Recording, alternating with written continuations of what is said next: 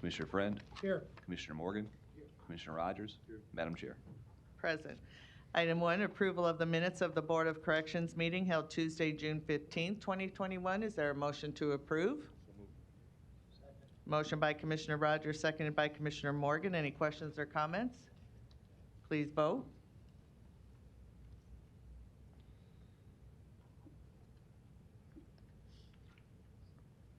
Motion passes 6-0. Next is citizen comments. Anyone wishing to speak to the Board of Corrections about an item not on the agenda, please come forward. Seeing none, we will move to our report from our Director of Corrections. Good morning. Good morning, Commissioners. Mike Myers, Director of Corrections for Douglas County. You should all have a copy of the board report for June.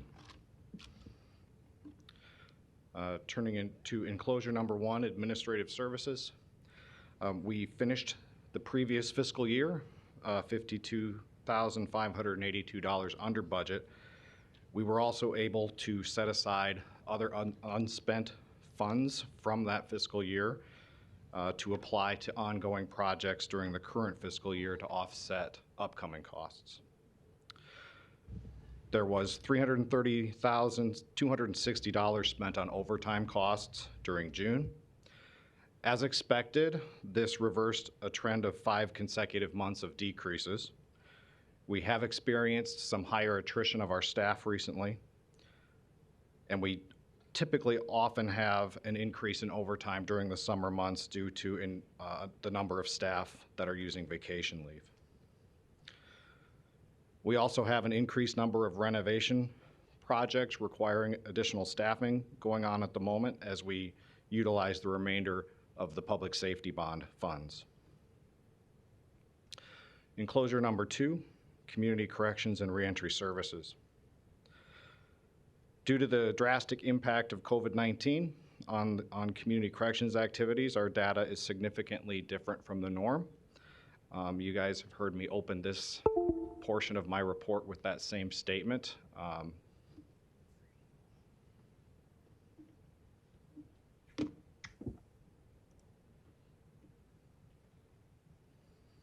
For well over a year, and this will be the last time that you hear me say that, as we have successfully resumed all of our operations in those areas. Our work release and reentry assistance programs were closed for the month of June, but were scheduled to reopen on July 12th, and in fact, they have. Programming will begin at the CJC in late July. Actually, next week, we will bring back our contracted and volunteer programs to community corrections. Full programming for the therapeutic communities in the jail resumed over the course of June. The new security system is operational in the CJC, which has allowed us to open the facility as scheduled. The 24/7 sobriety program is now back fully to pre-pandemic protocols.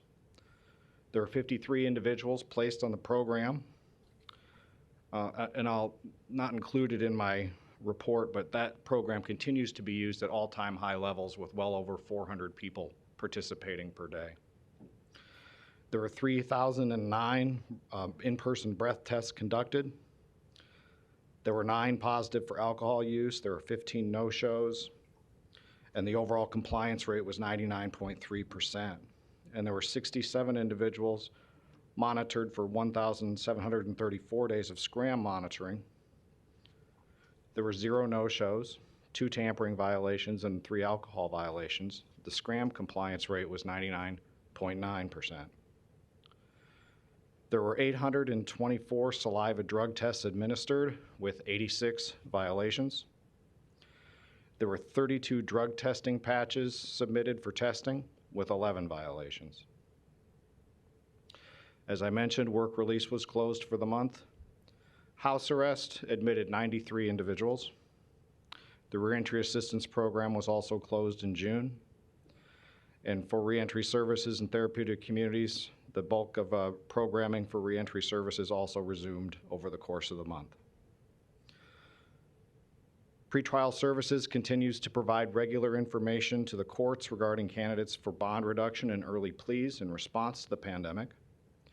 33 individuals were referred for priority prosecution, saving 144 bed days. 337 individuals were placed on pretrial release.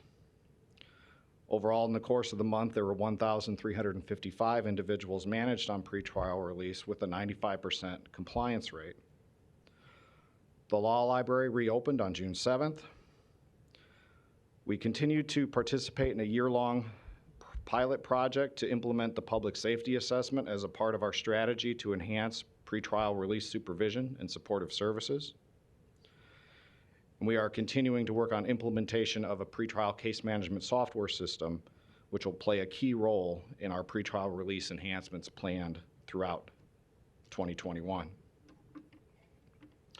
Enclosure number 3, compliance. Our regular documentation is being collected for all compliance processes. Preparations for the National Commission on Correctional Healthcare, or NCCHC, audit are underway. That audit of our medical services at the jail will be completed on July 26th and 27th. Enclosure number 4, personnel. 16 officers below the rank of sergeant left employment in June. These departures included 5 staff who, for various reasons, did not complete the training academy. Other departures were associated with our shift change, and a few were hired by other law enforcement agencies, so we did not have a good month for retention. 12 officers graduated from the training academy on July 9th. We are refocusing our attention on staff retention and resiliency efforts which were hampered during the course of the pandemic and other challenges that we have faced over the past 18 months. We are also working closely with the leadership of the Fraternal Order of Police Lodge 8 to implement practices to appeal to our multi-generational workforce. Turning to enclosure number 5, population. There were 1,365 admissions, which is a modest increase from the previous month. There were 1,412 releases. The high count was 1,216. The low count was 1,145. We had an average daily population of 1,171. That was an increase of 26 from the previous month. That is pretty consistent with what you'd expect over the summer months to have an increase. And actually, we're in a lot better shape than we have been in previous non-pandemic years with our population at this point. There were 80 custodial sanctioned bed days. That is a decrease. The U.S. Marshal population increased slightly. The ICE population remains stable. The felony pretrial population increased. The misdemeanor pretrial population increased. Probation violations remained stable. The female population decreased slightly, but we still were forced to operate 4 female housing units throughout the month. Enclosure number 6, medical. There were 1,100 intake screenings. There were 374 health and physical assessments. Inmates were sent out 17 times for emergent medical care. 5 of those were by 911. There were 2 hospital admissions, which resulted in 3 days of combined hospitalization. Enclosure number 7, mental health.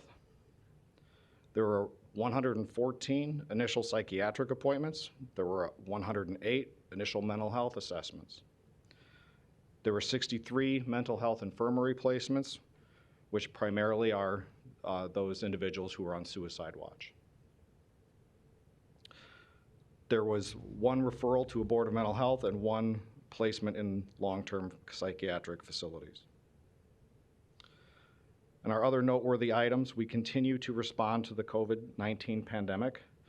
We did have 2 individuals who were confirmed to have COVID-19 in the jail during June. However, both of those individuals were positive prior to booking.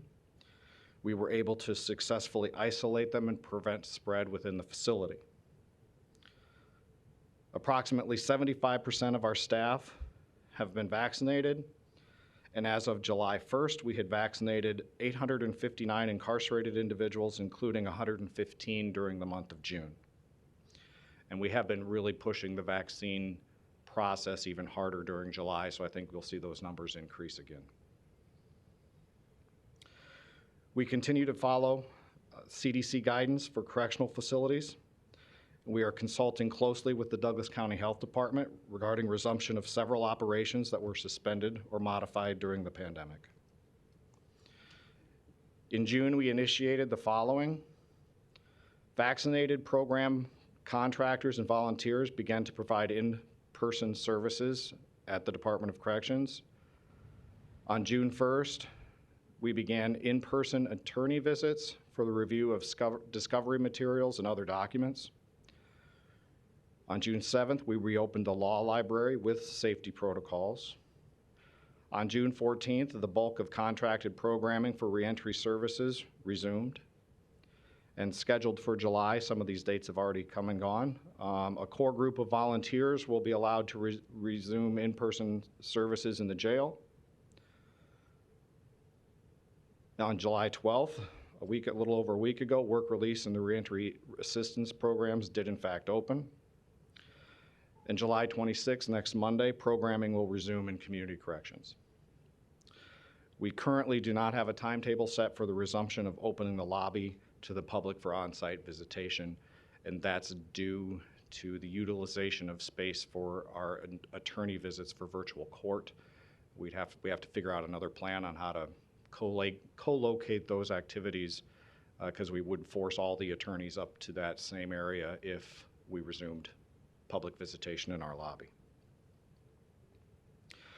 Work to implement our body-worn cameras, our new security system and tablet system continue. Several staff development, wellness, and resiliency efforts are being developed to include, but not limited to, establishing teams of trained officers who will respond as peer support specialists to their fellow officers in times of crisis, developing spaces in the jail for staff to decompress and recover after traumatic events, engaging in increased team building and staff appreciation activities to build camaraderie and trust among our staff. One big thing that people tell us about all the time is developing healthier food options within the facility. We are offering training to help develop increased coping skills, and we're working with our bargaining units to implement alternative work schedules. Finally, the correctional profession as a whole is realizing that we must do all we can reasonably do to counteract the toll that this line of work takes on the body, mind, and spirit of those who work in it. And I am making a recommitment to our staff that while we cannot eliminate the challenges they face every day, we can make a comprehensive effort to counteract the negative impact of those challenges.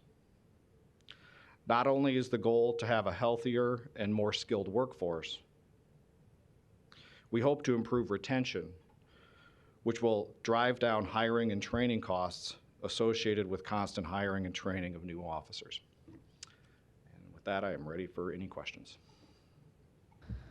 Commissioner Friend? Thank you, Madam Chair.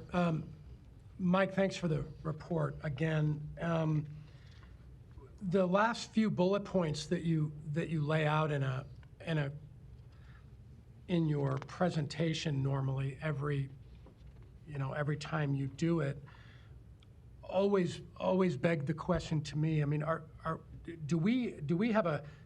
If you were sitting on this board, what would you like to tell the other you standing there that could help with these type of things at the end? Because we continually move down this road where we're talking about mental health, and I've never worked in this environment, Mike, and I guess I'd like to know things that you think we should be made aware of in regard to some of these final bullet points that you laid out. Sure. Are we missing something? Can we help? If you had a wish list of 3 things, can we help with them right now? You know, I don't know that I have, well, we're going to be pursuing, like I said, working within our budget that's to develop some kind of quiet spaces for people after traumatic events. That's something that is becoming pretty common in jails, newly constructed jails around the country, and we're working to kind of retrofit what we have. A lot of jails are being built with staff retention in mind, access to outdoor spaces, courtyards, et cetera. Now, we have some limitations with our physical plant that won't necessarily allow us to do that, but we're going to make every effort to replicate those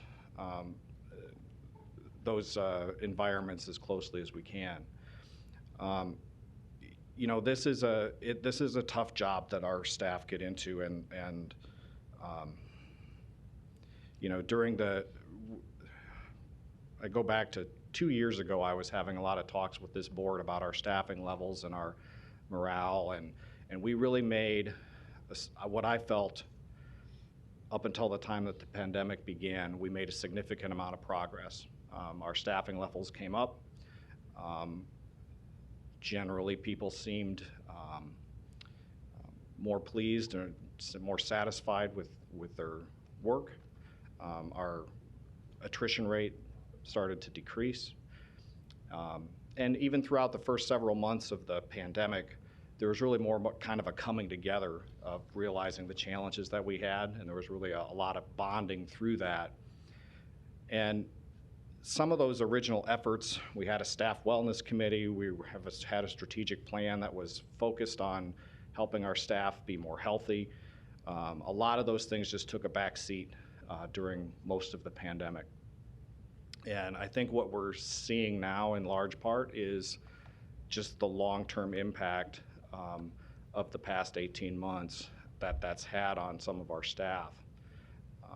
And, you know, so they need to see something, first and foremost for me as their director, that, hey, we're done, well, we're not done dealing with the pandemic, but we're recommitting our focus to you and your wellness and your satisfaction and working with them so that they can see that we are going to be putting some things in place to help counteract some of the negative things that they deal with every day, because it has a cumulative effect on folks over the course of time.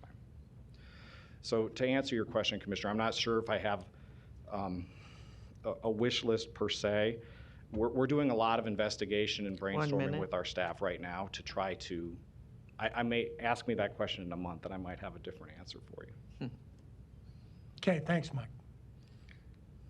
Commissioner Kavanaugh? And thanks for this excellent report. I want to congratulate you on bringing in your department under budget. Kudos. There aren't a lot of departments that can say that, and it's been a tough year all around. So doing that, I think, deserves 2 thumbs up from all of us. So congrats on that.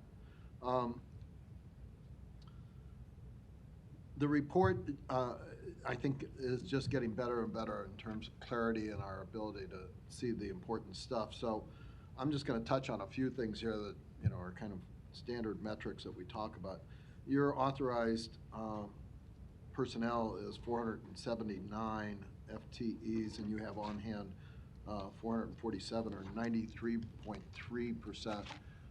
You know, that's something I know you've struggled with, but the charts that you have there, I think it's on page 7, show a steady progress in terms of our incoming classes over the last couple of years, and that makes a huge difference in terms of staffing, overtime. So kudos to that. We'll get back to that in a second. But the average daily population on page 31 at 1171 is standard for this time of year, up, down? I would say generally, Commissioner, that's a little down. Take 2020 out of the equation because everything was different. Let me just comment here. It seems to me that August is usually kind of our high point month. That's correct. And it was 2 years ago about now that I reached out to law enforcement and the courts because our population was nearing 1,400. And that was with community corrections fully open, and people there as well. So we were in a very tight spot at that point. So, all in all, the makeup of our population is more challenging. There's more maximum security inmates. It seems like the challenges of dealing with those with mental illness keeps getting more and more taxing. Let me just. But the numbers are down. Right. Let me just, on that particular point, because on page 38, you give us the race breakout of the population, which we've come back to every month, and it concerns me because on page 38, the population shows, again, a massive minority majority of 64.24%, I believe. And I appreciate the kind of the change in the graph. It's easier to comprehend that way. I'm a little color challenged, and so if we could make the colors not all Different. orange, Right. that would be just a minor. I asked that they be lightened. No. So now I see that they're all the same color. You're vastly improved over when we first started off of this, so thank you for that. But it's a concern, as well as the mental health component, and hopefully, we're having discussions now about the American Rescue Plan monies that we have coming in, and maybe we can do something to combat the admixture of people who are demonstrably mentally disturbed with the overall population. And there's a lot of people in there who, they've got something filed against them in criminal court, but they have mental problems. That this is just a manifestation of that. And having that distinction made, I think, is going to be better all around. You said the COVID report showed 2 positive in-population people, 75% of the staff vaccinated. No staff positive tests? No, we're grateful that we have not had a positive staff case for the last several months. Okay. And like I said, these 2 that were positive before they came into the facility. 1 minute. Right. We'll come back to this because there's a few other items, but we're going to hear our new health department directors here to give the first report, and we'll be talking about stepping up our vaccination policy. I mean, Douglas County, we're doing okay. We're over 50%, but we got to get this thing taken care of. And the only way that we're going to get out of the COVID pandemic is through massive vaccination. So we'll come back to that. You said there was still some ongoing public safety bond projects that you were dealing with. Real briefly, what are those? So the original scope of the project has been completed. There was leftover funds. We're doing some renovations to showers, and then there was a couple of other kitchen-related projects and an elevator repair that we were able to squeeze in under the deadline. That's great. The whole thing came in on time, under budget, and you've got extra funds to do some more stuff. That's really kudos. I'm going to come back in my second opportunity to a couple other questions. Thank you. Time. Let's see. Commissioner Maureen Boyle. Thanks again, Mike, for a great presentation. Just looking at the numbers again, I noticed that it says there were like 1,365 admissions, and then what I also noted was that 984 people were diagnosed with mental illness. Do I have those numbers correct? So that's a cumulative total over the course of the month. The month. So that's a little deceiving. There is another graph towards the end of the report, which should. I guess I'm just looking for a general idea about how many folks Yes. that present to corrections are diagnosed with a mental illness, and more than anything, that just solidifies the fact that we really need to work on that as a county.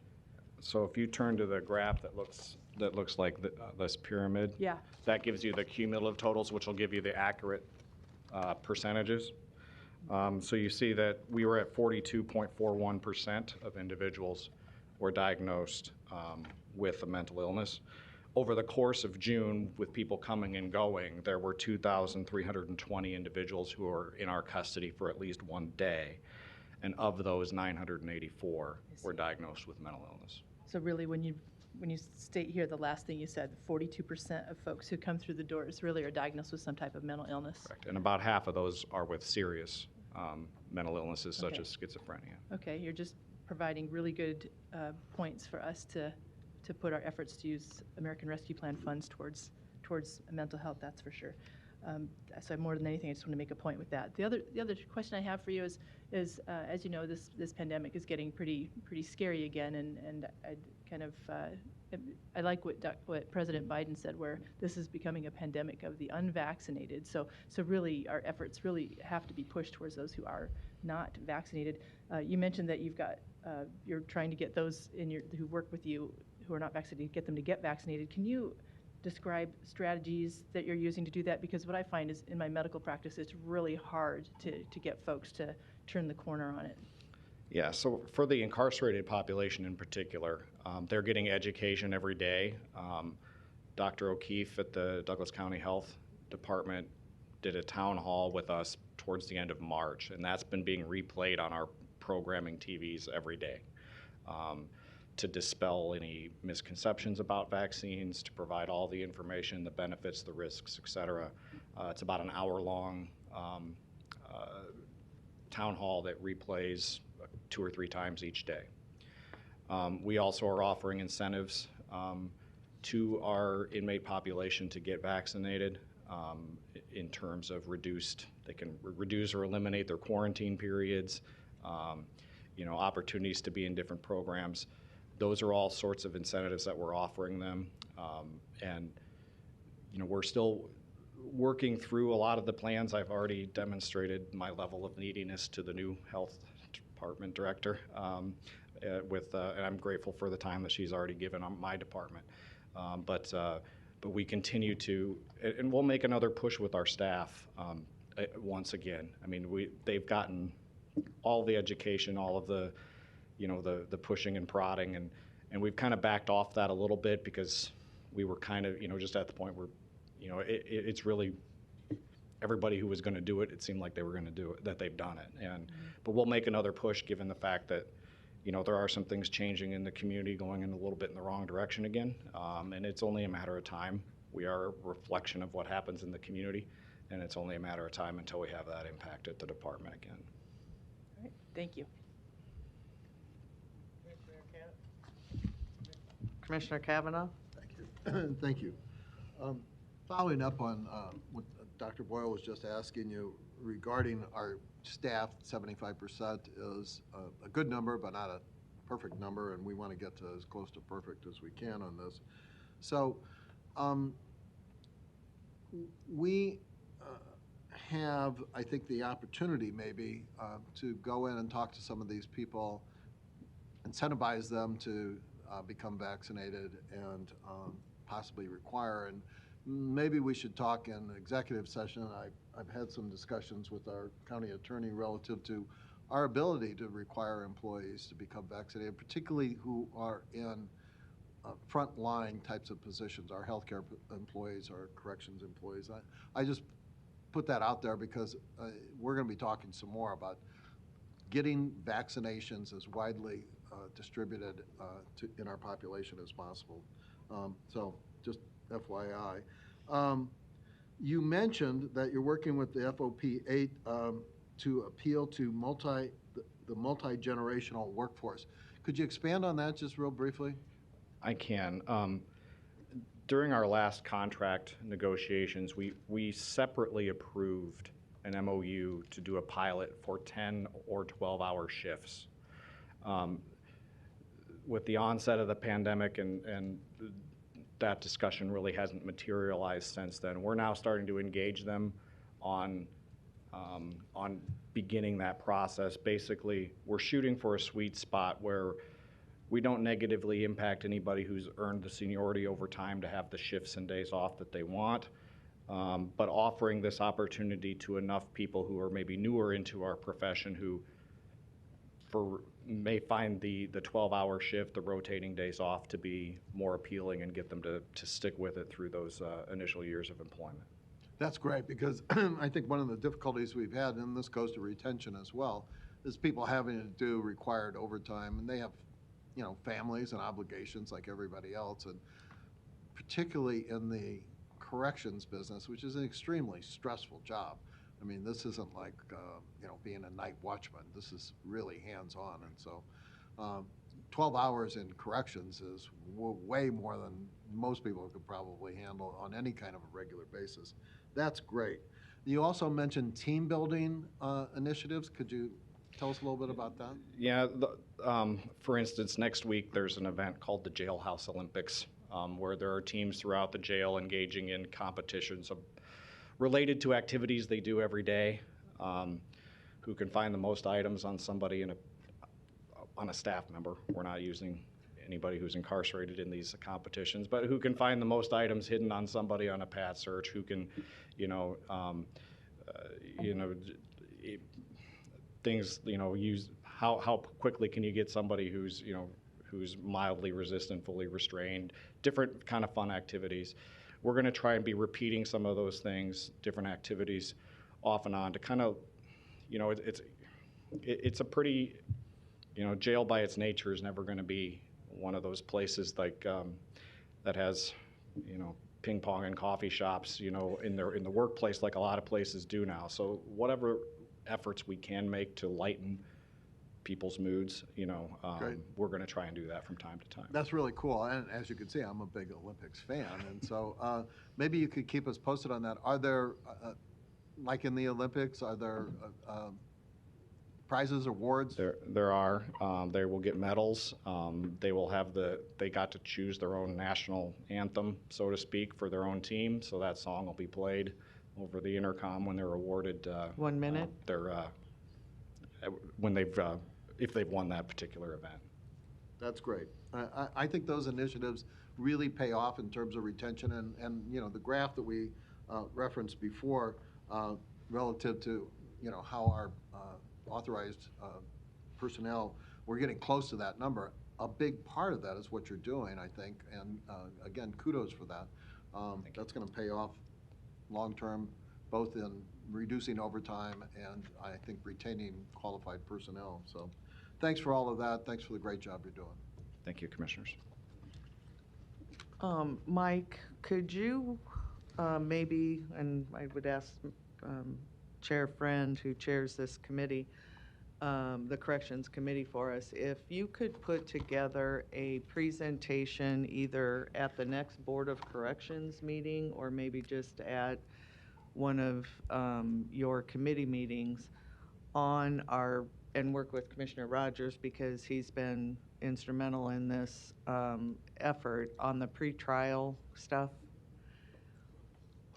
And it's, kind of give us a pretrial 101. Where we're at, where we're going. Yes. Okay. Because I know we've talked about it for a long time, and we just really haven't gotten a real good feel for where we are with it. And Absolutely. then what this board potentially would need to do to support those efforts being either sped up or completed more timely, so. Absolutely. Okay. Sure. Thanks. All right, thank you. Thank you. All right, we do not have need for an executive session on this. Please note, though, that we will be touring the facility after our county board meeting. Is there a motion to adjourn? Motion by Commissioner Rogers, seconded by Commissioner Morgan. Please vote.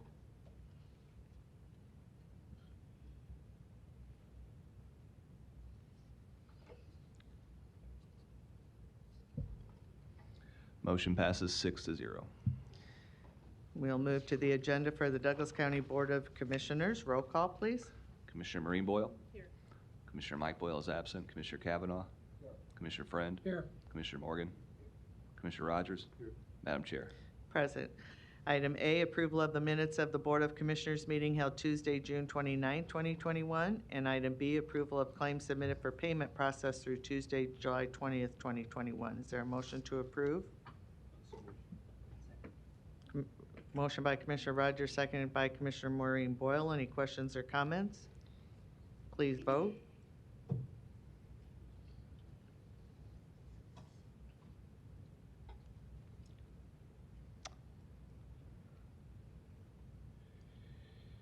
Motion passes 6-0.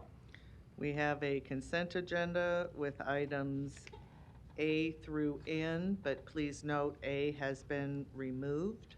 Also, it has been brought to my attention on item H3. There, in the resolution, they are requesting that the last line of that resolution be stricken.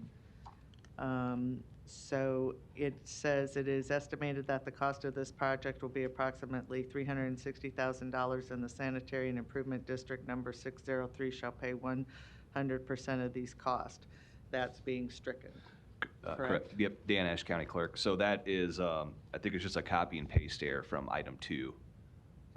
Item 2 does involve that sanitary improvement district. Item 3 is not. It's a completely different item, so they just forgot to remove that last sentence from, so that's why it's being requested to remove that last sentence from, specifically from 3, not from 2. That will still be there in item 2, but item 3 is a different scenario. All right. Are there any other questions or comments on the consent agenda? Commissioner, is there a motion to approve first? Or does anything want to be removed? Any items removed? All right, there's a motion by Commissioner Maureen Boyle. Is there a second? Second. Commissioner Kavanaugh? Just to clarify on H, if I understood the clerk correctly, H2 has the language relative to payment of the expenses? Yeah, so item 2 is the interlocal agreement between SID 603 and Douglas County. Right. And so item 3 is actually regarding a Completely different interlocal agreement, and it just, And the payment. So it was kind of a typo in item 3 to have. exactly, yeah. Okay. Yeah, that sentence has nothing to do with item 3, so they want it removed. But it is in item 2, which is the item regarding Sure. the traffic. Yep. Okay, yeah. I have one other question, and Uh-huh. this is something that's just for the public's edification. We are approving the purchase of Douglas County liability insurance in the amount of $1.4 million plus. And I'd just like our finance director, oh, Daryl, there you are. We touched on this yesterday in our pre-board meeting, and I was just, trying to explain to folks out there, because it's kind of a significant amount of money. What are we doing here in terms of insurance? The county is largely self-insured, and so there's extra insurance that we do. Could you give us a brief outline of what this is? Darrell Neely, Douglas County. The county carries high retentions and is self-insured in workers' compensation. But we have a variety of coverages, liabilities, property, to address the risks of the county. And so we're renewing, as we've done in the past. An annual renewal comes due at this time of year. So that's the purpose of it. If you have a specific question.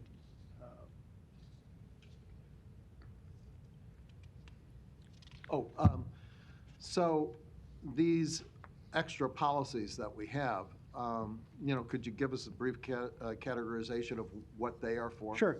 For example, we have a property coverage policy, which would cover property damage to buildings and that type of thing. We have a liability policy, which would cover us in the event of an auto accident and an injury to another party.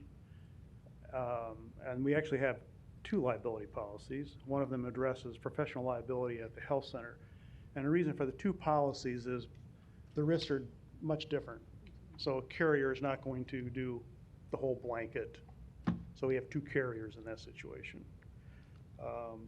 We have an excess work comp policy, which in the event a comp claim reaches a certain point is then transferred to the carrier, kind of a stop loss, if you want to use those phrases. We have a fiduciary policy, which addresses the pension plan. Public defender's policy, which would cover any failures on the part of the public defender. Crime policy, which would address theft by county employees. And then there's 2 umbrella policies attached to the general liability policies. One for the core county, and then one for the health center. And our finance director indicated yesterday that we're kind of in a hard market relative to insurance costs. They've gone up, premiums have gone up, so the cost of these policies has gone up. But we did not go out for bids this year, but it looks like we may next year. Does that sound right? Well, when you say bids, we have an agent and we have a broker. Right. And they do canvas minute. the companies out there. Right. And so it is, if you use that term, marketed. I mean, we're not married to any of these guys. So they are out kicking the brush. Getting us the best deal. That's correct. That's very good. Thanks for that explanation. Okay. Other questions? No, Thank you. thank you. Any other questions on the consent agenda? Seeing none, please vote.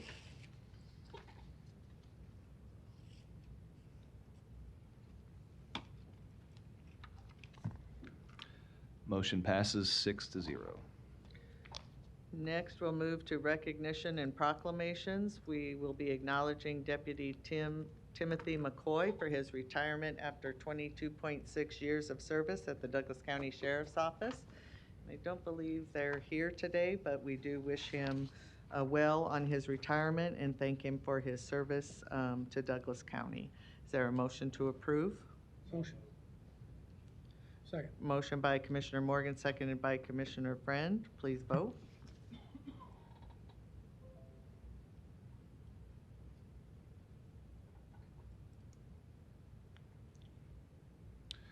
Motion passes 6-0.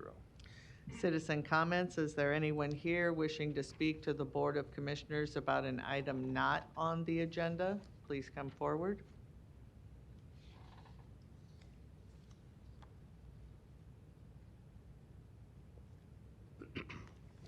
Good morning. Larry Storr, 5015 Lafayette Avenue, Omaha, Nebraska, 68132. Today I'm presenting some testimony, sixth in a series,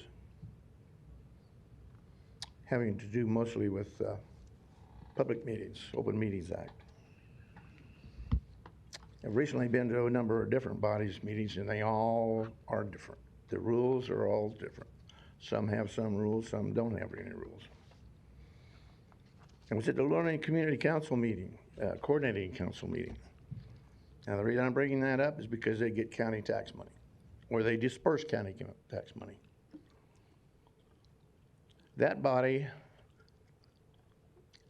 put the items for citizens' comments, if any at all, at the very start of the meeting, so that they did, citizens that did attend, and there were a lot of citizens. It was a very divisive meeting because the basic reason they were there was a topic called critical race theory, which is denied by everybody. Nobody does it. Nobody teaches it, but it's all over the map. And it's discussed by an awful lot of people that you politicians don't want to admit to, or maybe you're too busy to know it. But it's a USA-wide problem. There was a group there, and it's some of the same people that we've had in this council meeting, board meeting, and in the city council meeting. This group are members of a Marxist organization. They wore their black berets.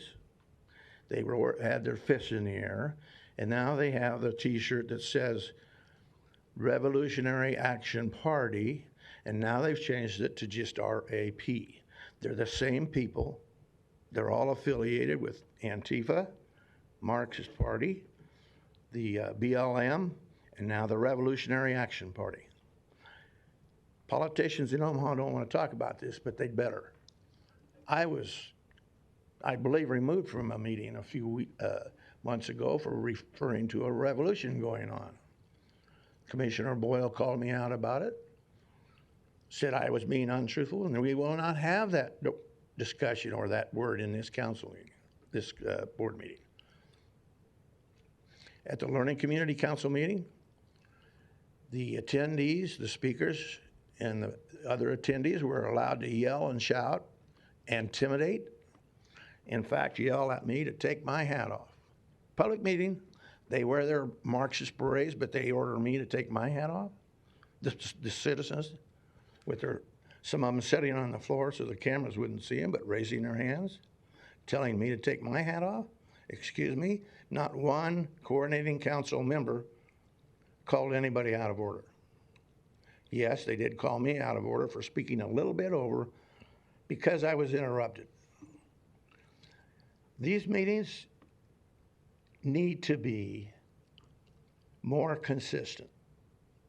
They all subject to the Open Meetings Act, which isn't necessarily for the politicians, not necessarily for that body. The rules should be consistent, the procedures should be consistent, and the basic thing here is they're not for you. These meetings are for the citizens of this country and this state and this county and this city to come and petition their government.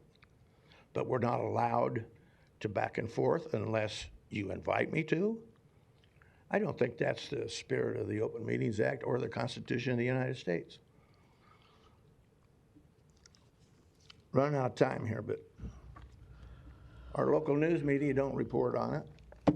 1 minute. But all the local newspapers around here do. The independent newspapers, it's all over. Revolution, revolution. This is my last of the 6. Maybe not my total last, but I do intend to write a letter to the Douglas County Attorney and the Nebraska Attorney General asking them to enforce the Open Meetings Act so that it is consistent between bodies. We have bodies that are trying to eliminate citizen councils altogether. Now, a city council in Fremont has open comments for citizens, but here they do not. And they're trying to eliminate that out of their agenda item. The politicians are running them up with the power. You don't have the power unless we give it to you, but you've taken it from us. Thank you. Anyone else wishing to speak to the Board of Commissioners about an item not on the agenda?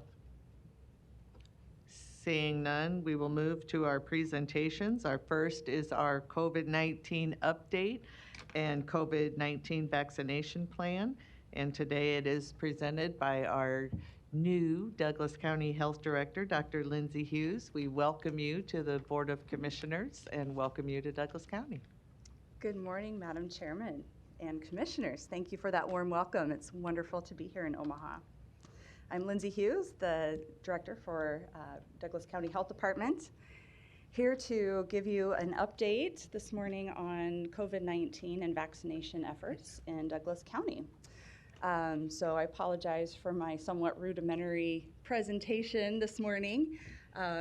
This is trying it out for the first time, and I can certainly gear this up to be a little more complex if you prefer in coming weeks, or dial it down if you want something even more simple. So to start out with, I thought I would cover where we're at with COVID-19 cases here in our community. As of yesterday, we were sitting at 6.5 cases per 100,000, and that is a 170% increase from where we were a month ago. So on 6/19, we were sitting at 2.4 cases per 100,000. So as you can see, that's a fairly significant increase in cases that we've seen across Douglas County. Currently, our hospital beds are 73% full. That's about stable for what we've seen over the past month. So we haven't seen a huge increase in hospitalization rates. We may have seen a little bit of an increase and then a little bit of a decrease from day to day, but overall it's been pretty consistent. ICU beds are about 65% full, and again, that's been fairly consistent over the past few weeks. Currently, we're at 736 deaths. Currently, we've been seeing about 1 to 2 a week. That has, of course, slowed significantly from where we were earlier in the year, and we're very grateful for that. We would love to see that number stop. We would much rather see 0 deaths, but it has seemed to slow, so that's good news. Another trend that we're seeing right now is the increase in positivity rate. So back in June, we were at 6% of the tests that we were doing were coming back positive for COVID-19. Currently, 14.7% of the cases that we are sending, or the tests that we're sending out, are coming back positive for COVID-19. So we know that more of the tests are positive. That makes sense if we're seeing a lot more circulation of the virus in our community. I feel like this is second grade with my little overhead projector. Okay, this is a question on everybody's minds about Delta. So the Delta variant right now is our predominant variant that we are seeing. I want to be very specific when we talk about this, though, that we do not sequence every single test that goes out. So when we say sequence, that's basically a fingerprinting process where you're looking at basically somebody's test sample and looking at the specific markers in there to see what kind of the virus it is, what family it belongs to. So as you know, the Delta variant started circulating quite heavily back in May, June timeframe. We definitely have seen, if you look at this chart, the blue is really the other variant, the B117, that was predominant prior to now, and so far it's really flipped. So the ones that we are sequencing are almost all now coming back Delta. It is a small proportion of tests that we do sequence, but they are almost all coming back as Delta now. And why that's important to know is because Delta is significantly more transmissible than the previous variants. So that means that it's much easier for it to spread through the air. It's much easier for it to spread just passing by people. Whether it makes people a lot sicker is still kind of up in the air. Some studies say absolutely it does make people a lot sicker. Other studies have found that it is about the same, so the jury is still out on that. I think it's safe to say it's at least as bad as what we have seen previously, and so warrants definitely our attention. So we are watching that very closely. There have been other variants that have started showing up nationally and globally, and of course we're keeping our eye on those as well. We're not seeing those here yet necessarily, but we will continue to send tests for sequencing, and if we do see anything else that comes up in the community, we will definitely let the public know about that. But right now, predominantly Delta is what we're seeing.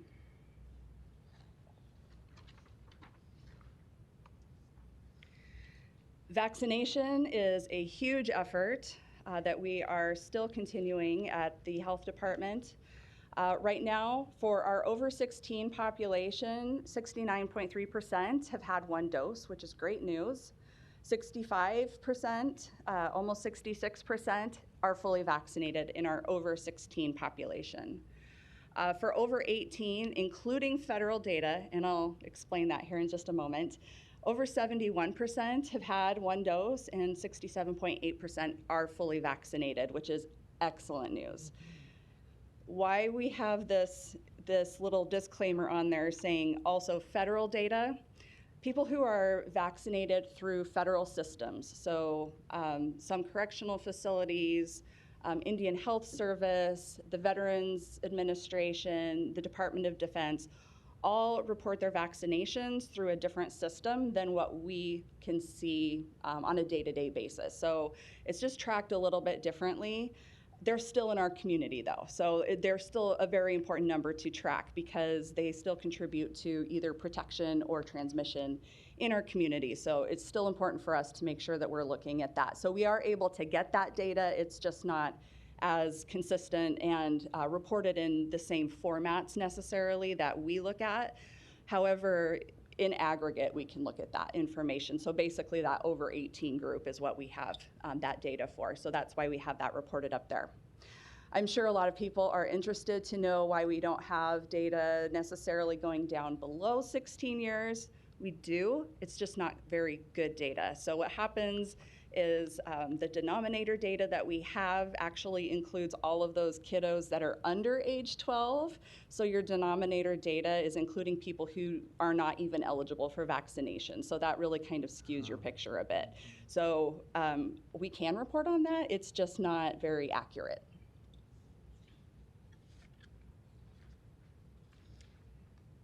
A little bit on what we're currently doing. So in terms of vaccinations, we are doing everything possible to be out in the community and be out where people are to get this vaccine to them. We've been to schools, we've been to faith-based organizations and churches. We're currently doing pop-up clinics. To date, we've done over 90 pop-up clinics. And what we mean by pop-up clinics is it's literally a pop-up clinic. We drive our vans out and stand up a clinic wherever somebody has requested us to go. We are also trying to get motion on physician-based clinics because we know that some people who experience hesitancy really want to hear about the vaccine from their own personal provider. That seems to be something that's borne out in the literature, that some of our hesitancy, certainly not all, is something that can be assuaged through our physicians, so we're working with them now. And then we are still having vaccine walk-in clinics at our facility at 41st and Pacific on Fridays, where people are able to just walk in on site at the health department and get their COVID vaccine that way. Testing is also something that we are promoting. We don't do it on site through the health department. Test Nebraska, as you probably are well aware, has gone away. That was a huge avenue for people to get free testing. We are working closely with partners in the community, so FQHCs, hospital systems, providers, pharmacies, really to find out who is providing testing and who's taking certain types of insurance and where we might be able to get free testing set up for those who can't afford testing, and then also providing that information for locations on our website so that the public is able to basically find those tests as needed. One of the more important things that we're doing is really just being extremely transparent and open with as much information as we possibly can be with the public regarding our efforts and what's happening with the virus.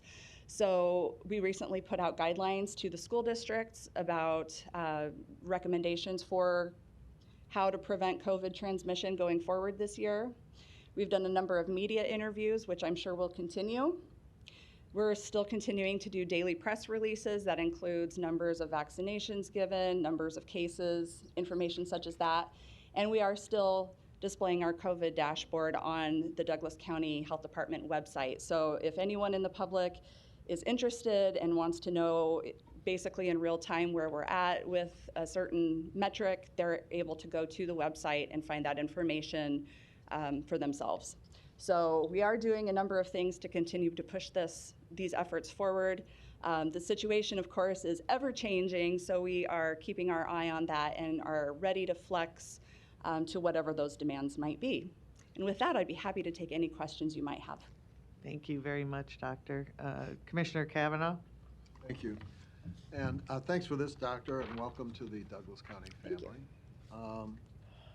The number that I'm looking for regarding the vaccination number, and it's on your dashboard, but I don't see it on your report, is fully vaccinated out of all Douglas County residents. So we're all swimming in the same pool here, and the number that's contained in this report, I appreciate, is people of certain subsets.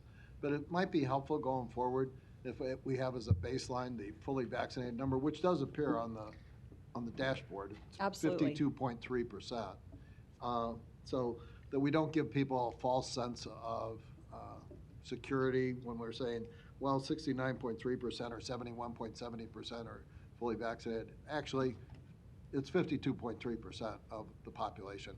Right. And this goes to your concern, our concern, everybody's concern is to get our population to that 70% plus. And I know that you're making every effort that you can. A big part of these unvaccinated are younger children. And I noticed that you've got initiatives in here relative to school and faith-based organizations. How do we look at that going forward? Kids are going to be going back to school here shortly, and they're largely unvaccinated. We have a new variant, which I understand is much more easily transmitted than the original COVID-19 variant. What's your thoughts on that, relative to coordinating with the schools, school districts? Absolutely. We actually are working with the school districts currently to be at their registrations. So we're able to offer vaccination actually as families are coming in to work on getting their kids back to school. And all of the school districts have pretty much been receptive to having us come in and assist in that way. So we are definitely working very, very closely with them to reach families where they're already going to be, trying to limit those barriers where, well, gosh, this is another thing I have to do, now I'm going to have to, if I want to get my kid vaccinated, I'm going to have to, make a trip downtown, or I'm going to have to make a trip over here. Let's make it as easy as possible. If we're right there and you're going to be going, right through anyway, let's stop and get that done. So, and that includes, we're going to have to be there more than once, obviously, because Pfizer vaccine takes 2. So we'll be back however many times it takes, however many times the schools want us to come in and do that, we'll be there to offer that. So, touching on that, would we have the capacity to set up vaccination sites at schools for kids coming back, like registration? Absolutely, that's what we're working on. Okay, that'll be great. That's going to require an enormous effort. I mean, there are scores of schools, but that I think would be a great one-stop shop. And if we can focus on that population, we can really move the needle. Relative to the adult population of unvaccinated people is a kind of different kettle of fish. You heard from our corrections director that 75% of the corrections personnel are vaccinated, and we'd like to move that as quickly as possible to as close to 100% there at the Douglas County Health Center. I presume the health department has a very high percentage of vaccinated people. What are your ideas on, 2 things, incentivizing people and requiring people to be vaccinated? Great question. So requiring people is a little tricky right now because the vaccines currently are under an emergency use authorization. So there are limitations on what you can require until a vaccine is fully approved. The Pfizer vaccine they have filed for full approval with the FDA. That is slated to happen in January, so got a little time there. They are getting priority reviews, so we may get lucky. It may happen sooner. Fingers crossed. So in terms of employers requiring vaccination, that's certainly a tactic that has worked with other things and could be useful. I don't know that we can do that just yet. That's, I think, a question for county attorneys. Right. In terms of incentives, they can work. There is a subset of the population that does respond well to incentives. They have to be dealt with very carefully from an equity standpoint. They also can backfire. So, if you're going to go down the road of using incentives, you just have to be very careful in how you're applying those. Time. We'll come back. Thanks. Absolutely. Commissioner Maureen Boyle? So, hello. So if you wanted to say anything more about incentives, I was going to bring that up as well. Oh, great. Okay. Really, just to finish, I think it's something that we certainly could explore if that's of interest. Again, I think it just has to be done with a lot of care. My concerns really are how that can impact disadvantaged populations and how it can appear somewhat coercive. I do have it has to be done very carefully if we're going to do it, but I do believe that they can work in certain situations. All right, good. And then a few other questions. It seems like most of those that are affected by COVID at this point are the younger population. Do you have, and I always ask Dr. Poor this, but the hospitalized numbers, the hospitalized folks, do you know how many of those have been vaccinated, or do we have demographics on them? I don't necessarily know how many of the hospitalized people have been unvaccinated, but I would say predominantly unvaccinated are the ones that have been hospitalized in the past month. Okay, and then do you know if there have been any deaths in those who are vaccinated? Not locally. Not locally. Okay, good deal. And then just going through my list here. As far as the schools go, we talked about how important vaccinations are going to be, of course, and the efforts put forth to do that, which of course we're completely supportive of. But do you have thoughts on masking at school? Yeah, masking is another one of those touchy ones, and it's a hard one. I will say we put out school guidance just yesterday, and that followed really the guidance that came from both DHHS and CDC kind of mixed together. And really, we are recommending that children who are unvaccinated wear masks, as the CDC does. The American Academy of Pediatrics has come out and said everybody should mask around children because we don't know whether children have had the opportunity to be vaccinated. And honestly, these are the experts in children and children's health. And I tend to feel like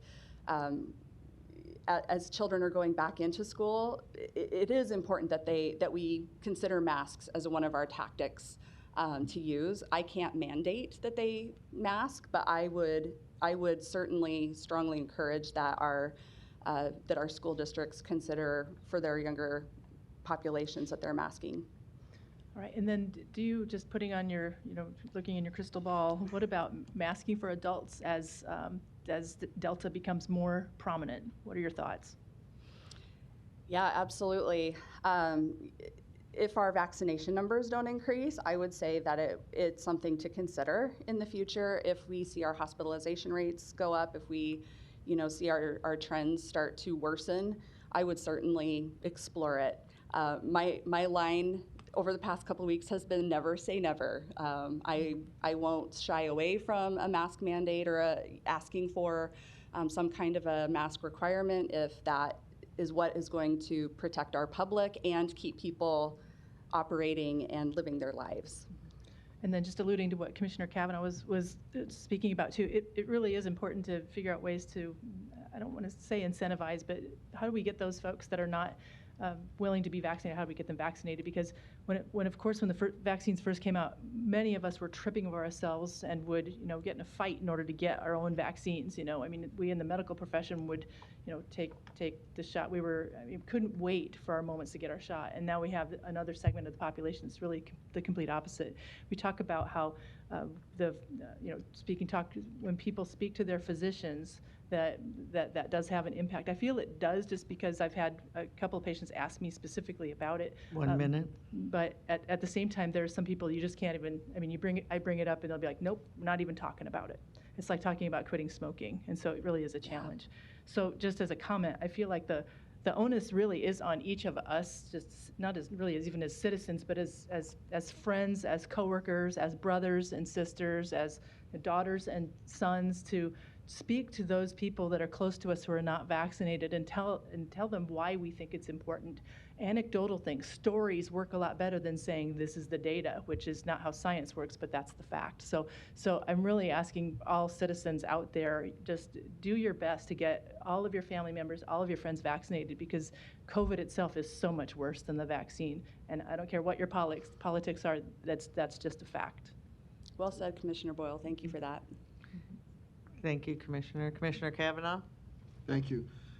Just back to the statistics for a second. And we talked about maybe adding the total population vaccination statistic of 52% to the vaccination information that you give us. You indicated that cases are way up, 170%. If you broke those out, how many of those are kids? What percentage are we talking about?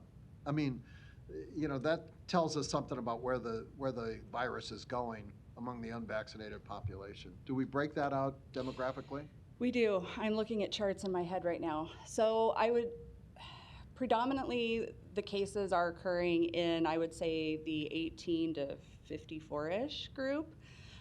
There are cases certainly occurring in children as well.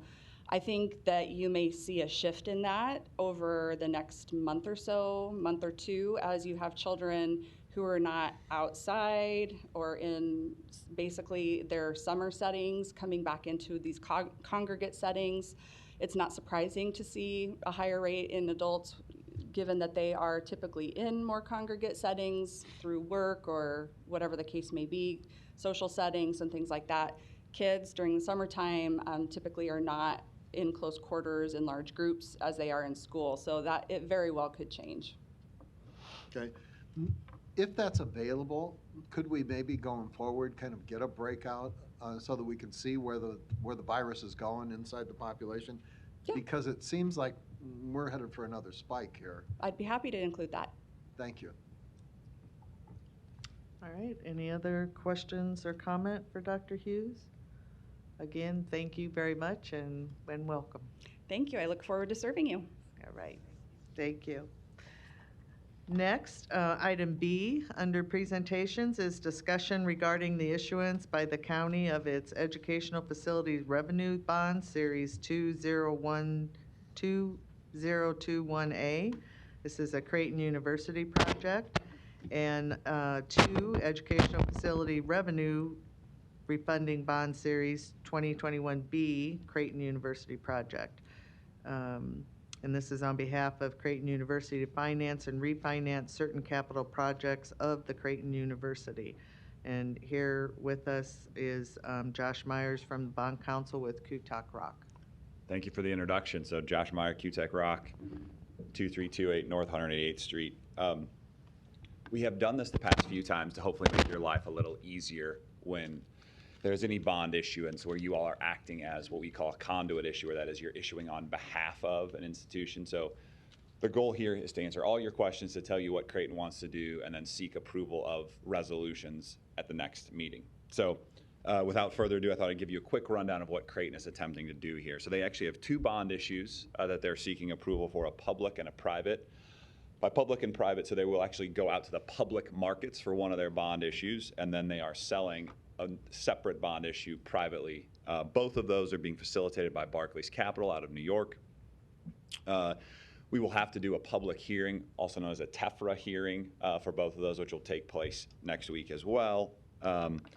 As was alluded to, there will be a refunding component, or one of the bond issues will be a refunding of prior debt, and one of them will be what we call a new money issue.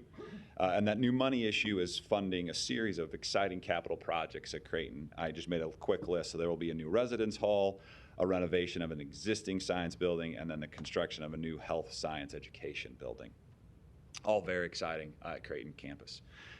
As I always try to repeat for this group, there is no liability to the county on this bond issue. They are truly acting as a conduit, meaning you all have bonding authority that Creighton can access through the Nebraska IDB Act. So there will be no liability through either of these bond issues for the county. So it's not a count. While I'll say Douglas County bond issue, the payments only come from Creighton's obligation to repay that debt obligation. That's a high-level summary. I'm happy to answer any questions you all might have. But again, we wanted to get out ahead of this before asking for approval for a resolution and just give you the details of those bond issues. Thank you very much. Commissioner Kavanaugh? Thank you. Just a quick question on the refinancing aspect. You're refinancing because interest rates have come down? Actually, no. So interestingly enough, this is Creighton had a long-term debt issuance where they structured what they call 5-year direct purchase periods. So while the debt has a long-term life, they actually every 5 years would try to resell that debt, and this is an opportunity to go to a different purchaser. So the debt was previously with Wells Fargo, and Barclays has come in at an attractive rate, and so they are actually taking out that debt with a refunding. So while there will be, Commissioner Kavanaugh, debt savings, it partly is due to the fact that it's a sort of a cycle of a 5-year reselling, if you will, of that long-term debt obligation. Okay, so when you refinance this debt, every 5 years, you go out to see where you can get a better deal financially. Mm-hmm. And so is that predicated on an interest rate?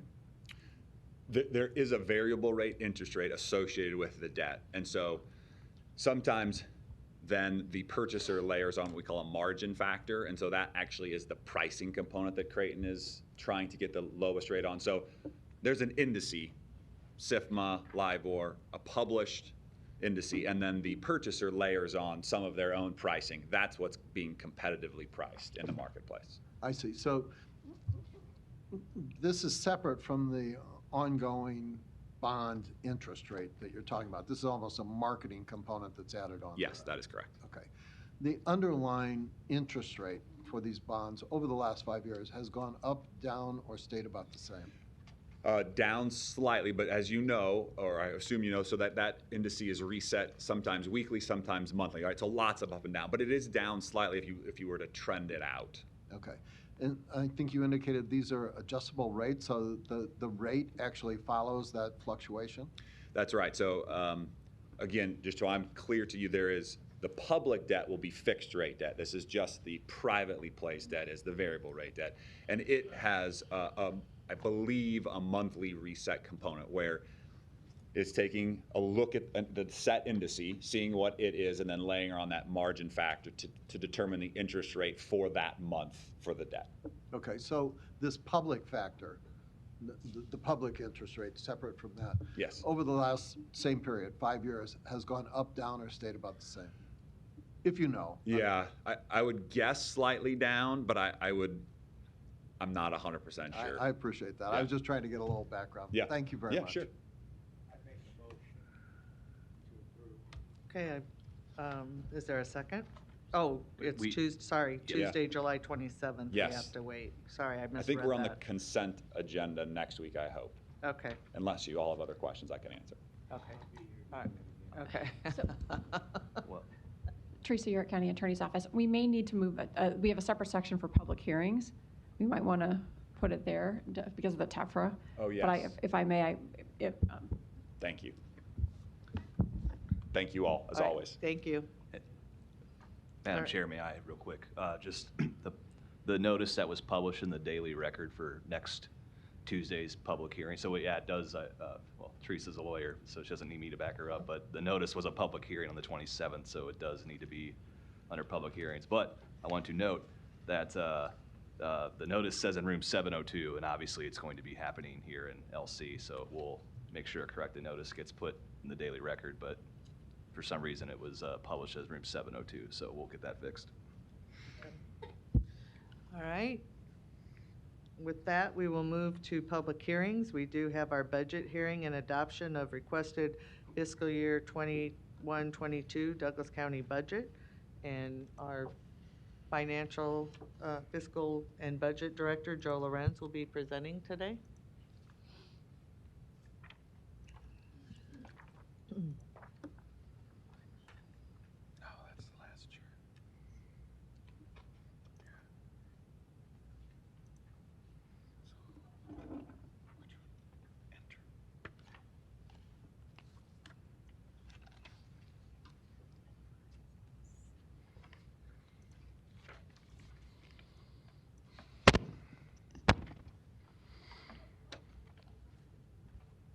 Morning, Commissioners. Morning. So in this year's requested budget, I want to take you through a few charts. The first one I'm showing is the tax levy over the past 10 years. And you can see over that period, it's increased twice. Once about 9 years ago, and then 3 years ago, we increased it by $0.015, basically to fund the cost of the new Juvenile Justice Center. And at that time, we took the $0.015 increase, acknowledging that, you know, once the bonds were placed and the principal payments kicked in, that we might have to increase the levy up to another $0.015. But I think the good news is, based on the trend we're seeing in terms of property valuation increases and the projected budget and cost of the new Juvenile Justice Center, at this time I am not anticipating that we will have to take another levy increase. That I think the levy at 29.559 cents at this time looks like will be sufficient to fund the county cost on a go-forward basis. The second chart I want to show you kind of breaks down, we all here in the county are concentrated on our particular budget, but when the people pay their property taxes twice a year, or most people pay them twice a year, you can see on this chart really breaks out the various components, and you can see that the county portion of the total levy is only 13% of what people pay. The city of Omaha's is, 50% larger at a little over 21%. But of course, the most significant portion is for the schools, accounting for 55 cents of every dollar of property tax. So in terms of, total tax payments and what people pay, the county is really not driving the bus. It's really the schools, and to me, this is always an issue where we all know property taxes are very high in Nebraska, but why are they so high? It's because, excuse me one second here. Sorry. Why are they so high? It's because that we really don't, the state ranks, in the bottom 5 of the state funding of schools. So the tax burden for the schools really falls in property tax. And I think that's an issue that they don't really talk about much in Lincoln when they talk about the property tax burden. And I think this chart really brings that out well, showing that the majority of money is really in the total levy is going to fund schools. Okay, so a summary on the requested budget. The budget contains no increase in our tax levy on assessed property values. Right now, the budget assumes a 5.5% increase in total county assessed property values. That's based on preliminary numbers from the county assessor, though that number will be finalized on August 20th. Our requested budget, which excludes $55.5 million in ARPA funding, is about $460 million, which is 4.9% above last year, and it was driven by a significant increase in pandemic-related expense at the health department, which has offsetting revenues, and that we think those expenses for the vaccination process will be reimbursed either from the state or through ARPA funds. And there's also some increase in general fund operating expenses. The general fund budget of $230 million is 5% of last year, and that's primarily due to increased expenses for the criminal justice system and costs related to technology upgrades. As I said, the hearing regarding the final tax rate will occur after the final valuation is certified on August 20th. So, during the budget process, we had 7 groups come and testify in front of the Finance Committee here on why they couldn't meet their targets. And I think it's interesting when you look at these, the top 4, county attorney, public defender, sheriff, and corrections, in terms of not meeting their budget targets, are repeat offenders. And so why is that? I think that really ties into this whole issue of the criminal justice system and how it's operating, and then it's running at rates of increase that are, above our inflation and above our targets. And I would say on an ongoing basis, that's probably going to continue to happen until some reforms or changes are made to that criminal justice system. So it's almost becoming a systemic thing right now, the cost of the criminal justice system. Whereas the other 3 departments that came in front of us, county clerk, human resources, and GIS, I think were all kind of one-time issues where they had a one-time expense that, and I don't expect next year that we would see them on that same list. So back on the revenue side, you can see an issue. Hey, Ken, or Carr, give me a call at your convenience, 402-651-2528. I think we have a call. Mr. Har, you're not on mute.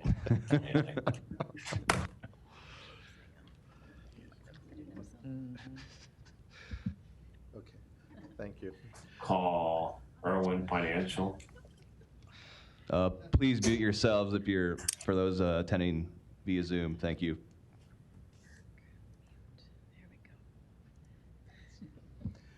So in our revenue, you can see again that the largest source by far for property taxes and a source of revenue in Douglas County is property taxes, accounting for almost 44% of our total revenue. Then the next largest component would be the fees coming through the general fund departments, and then the revenues through the health center and the CMHC. So you can see that, we are kind of on a one-legged stool in terms of tax revenues, and that we're very dependent on property taxes, which is kind of been a two-edged sword, is that the property tax receipts have remained very strong through the pandemic, whereas other entities that are more dependent on sales, restaurant or income taxes, I think there was a more significant impact of the pandemic on those taxes than there were on the property taxes.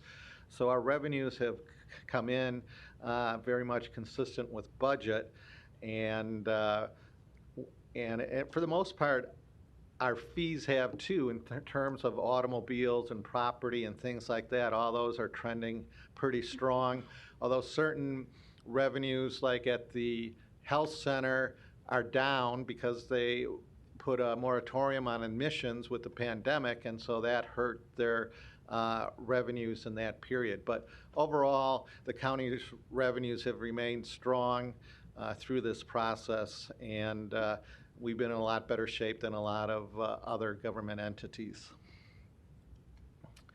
And then the last chart just shows the increase in taxable valuations over the past 10 or 15 years. And you can see, particularly in the past 4 years, the property tax valuations have been increasing over 5%. And so when it's in that 5 to 7% range, it gives us some financial flexibility as opposed to, I know many of you remember a few years ago when we were in that 1 to 2% range, and we had that, deficit every year that we had to deal with. When they're in this 5 to 7% range, it gives us some flexibility, which is really how we've been able to cover dealing with these increased expenses in the criminal justice system. And with that, I'd be glad to take any questions on the budget. Thank you, Joe. Commissioner Kavanaugh? Thank you. And thanks for this, Joe. This is one of the more important things that we do every year, setting our budget and tax rates.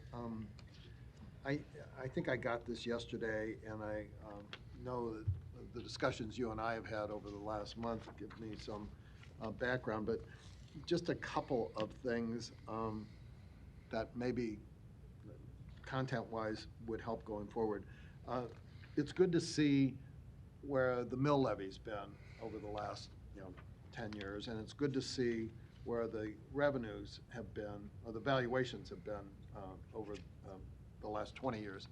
It would be also helpful, I think, for the commissioners, but certainly for the public who access this document, to see where the budget has been over that same period of time. If we could get a look back on that, I think we're north of 500 million this year. Yeah, with the ARPA money, we're north of 500 million this year, right? Right. So, if we could see that, because I'm looking at this and kind of just doing on the back of an envelope for myself, the percentage increases here, it would give us, maybe more of a context to what we're doing. Yeah, I could pull that together. I think they've been low single digits. I think they've been in that 3 to 5% range. Okay. you know, this is great. It's about $100 million per page. And I know that because you provided it to me, there's more information available, and I hope that that's available online on the county's website. If it's not, maybe we should put it out there, because I know you have it. You know, I've talked about this, but from a process point of view of doing something that we used to do relative to this, and I'll get to that in a minute, but just relative to the revenue thing, you indicate in here that we're doing this exclusive of any American Rescue Plan funding. And in our hearing yesterday on that and the information you've given us, that's going to be about an extra $55.4 million this year and next year that we receive from the federal government, in part to address revenue questions on the local level and the impact of COVID on governments and individuals has been, you know, kind of challenging. I was wondering, relative to people impacted by COVID who have property tax bills, it appears to me that the American Rescue Plan would allow us some latitude to provide relief to people, not unlike what the state does and has done traditionally from a homestead exemption point of view for people that are on limited incomes and in retirement mode. Are there some aspects of the American Rescue Plan monies that could play into this budget cycle? Well, I think that in terms of the loss of revenue you were talking, there is a loss of revenue clause in there that you can use to offset shortfalls in fees and revenues that you receive, and we're exploring that, looking at the different departmental fee generation. But on a tax standpoint, that's what I was talking about, the property taxes, they have not been that impacted, where as opposed to the city of Omaha, where because they've had a fairly significant shortfall in restaurant and sales tax, I've been hearing that they are looking at potentially using up to half their ARPA funds on the lost tax revenue as an offset. But we have not been that dramatically impacted, and so we'll come up with a number. My guess right now, it'll be more in like a $5 million range for us, which would mean the majority of our $55 million we're going to be able to use for different purposes in the county and also for other organizations that qualify. And I'll appreciate that. I'll come back to this in my second half, but I'm looking at, you know, kind of two sides. Yes, the government shortfall of lost revenue, and then the individual, which is also allowed for under ARPA, impact of homeowners paying property taxes that, you know, COVID has put a lot of people on the sidelines. We just heard from the health department, tens of thousands of people affected by this, and it's affected their employment, it's affected their income. And so going there with some of that. We'll come back. Okay. Thank you. Thank Commissioner Friend. Thank you, Madam Chair. Joe, thanks for the report. You know, PJ and I are, I guess, co-chairs of the Finance Committee. For about the last 2 months, when I really want to put myself to sleep at night, I take your information and just lay down, and 20 minutes later, I'm sound asleep. That's only about half a joke. That's Joe. I said when I first got here I wasn't going to take pot shots at the legislature and do things I think that would cause this entire board consternation, but I don't care anymore. The time that I spent in there, and as I crunched these numbers and put myself to sleep at night, and I wanted your opinion on this at the end. It wasn't just a bloviation on my part. We have a tax system that's a third in theory. We've got property tax that we're implementing on citizens, and the county has the authority to do it. We also have a sales tax system, and we have an income tax system in this state. It's my contention, after all the time I spent on this in the Revenue Committee and all the other stuff that I've been doing, is we have the governor, we have the legislature in the state of Nebraska over and over and over again. By the way, 3 governors that I've seen do it, at least 4 legislative, sections of time talking about this. How do we reduce property taxes? How do we reduce property taxes? Over and over again. And I'm going to say something here, and I'll go down next year and talk about it with them. We have a sales tax system that is dysfunctional. We have all kinds of carve-outs for everybody around the state in order to make it amenable for people in the state to actually purchase stuff, right? Go look at South Dakota and you'll see what I mean. Go look at Florida. Go look at other states who have low property taxes. The other thing is we have an income tax system that's been carving out stuff since ConAgra got here back in the late 70s or the early 80s, right? And asked for that type of money. So what I'm getting at is we have a huge property tax burden. We also, as county commissioners, have 13%, access to 13% of that. So we crunch budgets, and then we have essentially core functions like corrections and other things that we have to fund. And by the way, 3 of the 4 are also elected officials that are trying to manage budgets themselves, right? The sheriff's department, county attorney. I guess what I'm asking you is, we can sit up here until the cows come home and start lowering levies and doing all kinds of things, but that does not solve the property tax problem in this county. Can you opine on that right now? And by the way, I'm a little miffed at this point. Can somebody shut me down? Can you? You have a minute and a half. Do I have a minute and a half? Okay. So. Get it out, Mike. Get it out. Get it all out. It's been going a long time. Joe, what I'm saying is we have the capability to actually do things and fund things to the point where we're obligated to fund it, right? How much jeopardy would we put in if we actually lowered levy lids? How much jeopardy would be put in right now from a reserve standpoint if we started doing things like that we have obligations to meet, right? Because that's our power. We can lower levy lids, but let me go back again. If I believe that the sales tax is dysfunctional and the income tax in the state is dysfunctional and they have carve-outs all over the place to deal with all of these special interests, what value are we providing?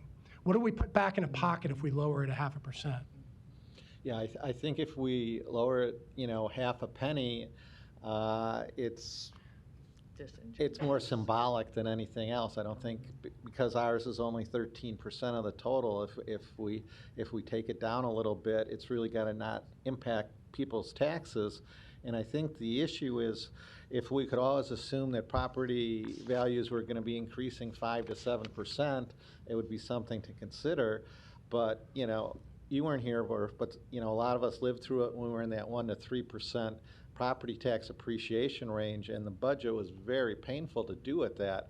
So I think you always want to leave yourself a little bit of dry powder in case things aren't as rosy as they are now.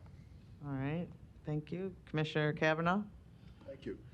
Following up on Commissioner Friend's observation there, my review of this, Joe, correct me if I'm wrong, indicates that taxable valuation for 21-22 seems to have increased 5.5%.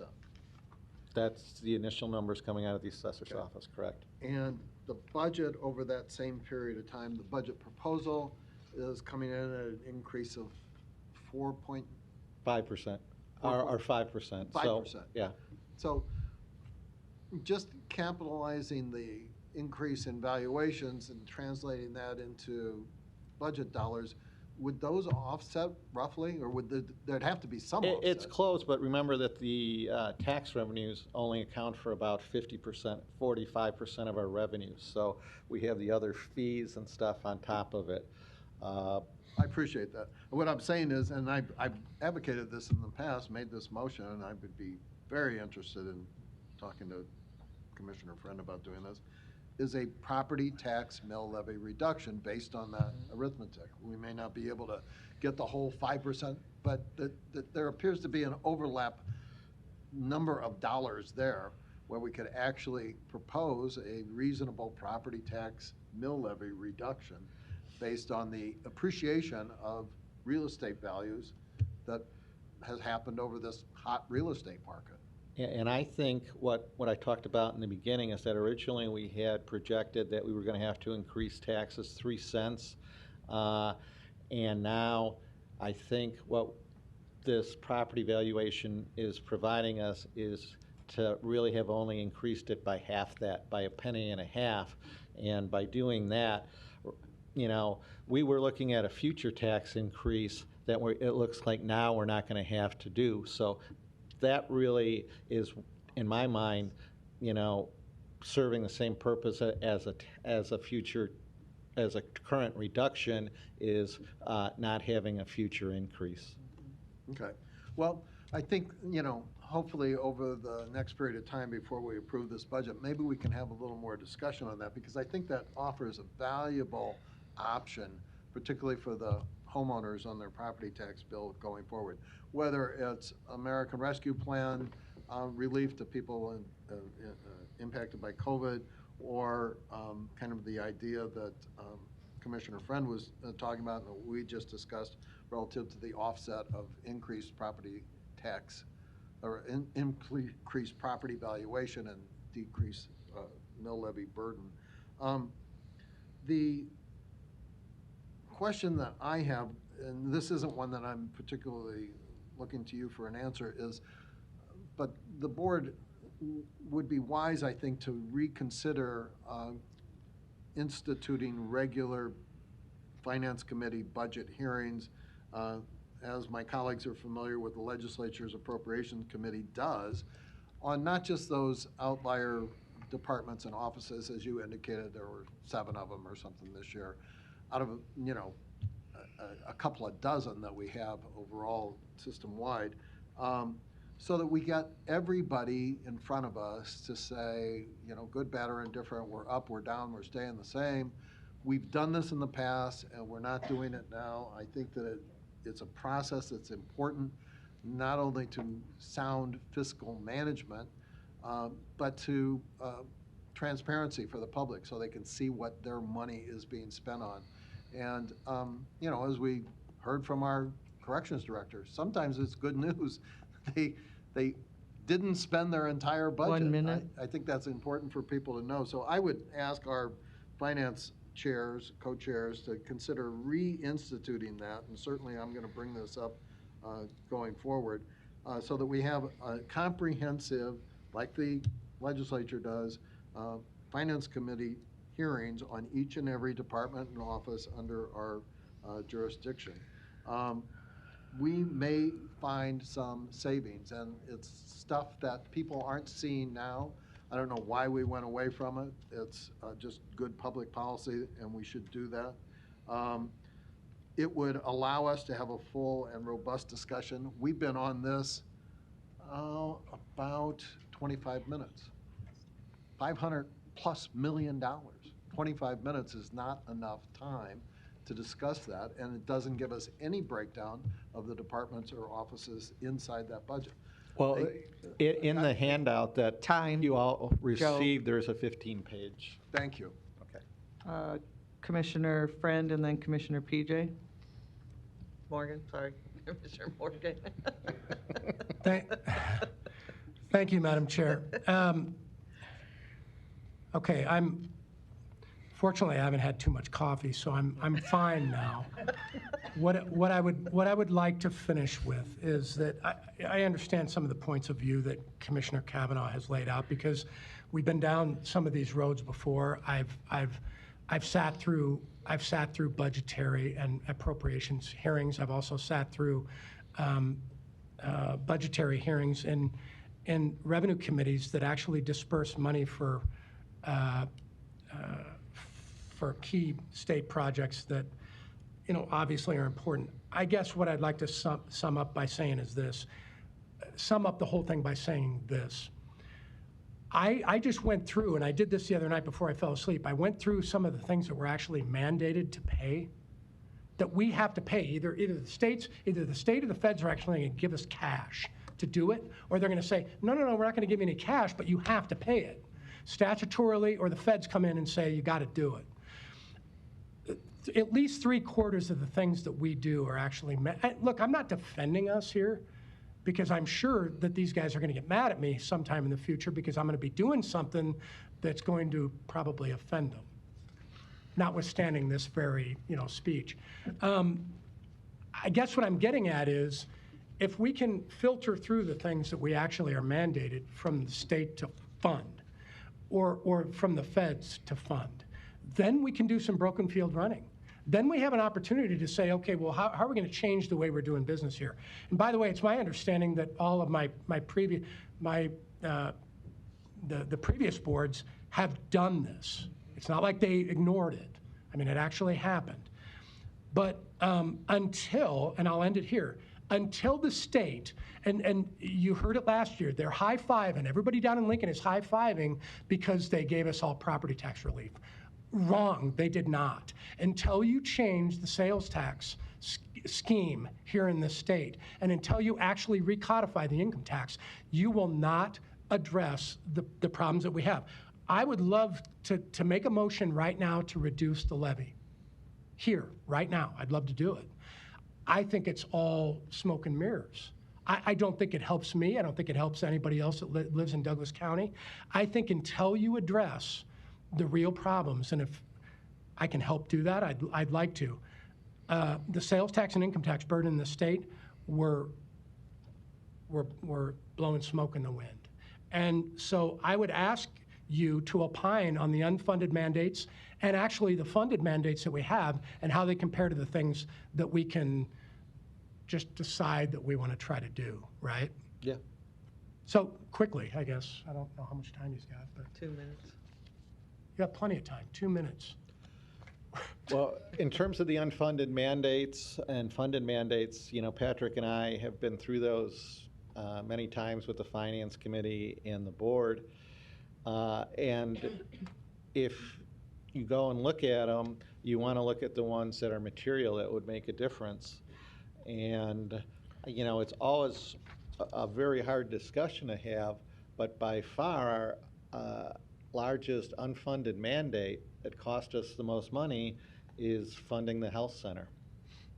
And that's the one that is the game changer. And like I say, we've had those discussions. It's come down to the board level. It's a very, very tough issue. But if you want to go and see something that makes a difference, it's the unfunded mandate used to fund the health center. Okay, thank you, Joe. Thank you, Madam Chair. Commissioner Morgan? Joe, you wanted to say something when Commissioner Kavanaugh's time was up. You started to say something. I don't know if you recall. Oh, yeah. I was just going to say that, I just, for the purposes of this presentation, gave this little 6-page summary, but all the commissioners should have received in their booklet, there's a 15-page PowerPoint presentation that lists the budget by every department, by every fund, the sources of revenue, and is very detailed. I think that's what Commissioner Friend was talking about, reading before he went to bed at night. So we try and make this budget process as transparent as possible, and all the numbers are out there for people to see. And we put that document and the budget on the county website and the clerk's office. So we certainly, like I say, are all about making all the information we have available to the public. Okay. I wanted to be sure that you were able to do that. And I would say also that Commissioner Friend and I talked to you almost every week for the last 3 months and other times during the week about the budget and different parts of the budget constantly and checking on things. I'd also like to say I don't think there's any way that you can use the government funds to give property tax relief. I'm not sure how you could discriminate or be able to give it to everyone when you start to think about it, and it wouldn't make a minute difference. For example, and Joe, you correct me because you're great at this. The fact is that if you're paying $5,000 in property taxes on your home, Yeah. you would, if we reduce the mill levy of the county's part of that budget 10%, you're talking less, probably less than $50 is what they're gonna see, which means you're gonna get about a $4.38 reduction in what you're paying in taxes a month, which, as you said at the outset, if you look at that chart, 55%'s going to the schools. And what Commissioner Friend said is what needs to be looked at in the legislature, because I can give you the example. If you buy the same price home in Colorado, the state, or Arizona, you're gonna pay 25% of what you pay here in the state of Nebraska in property taxes in Colorado.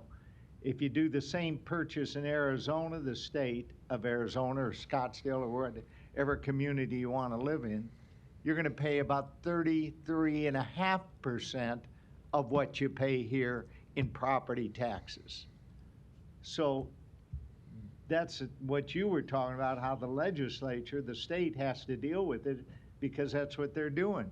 And their sales tax is very similar to our sales tax.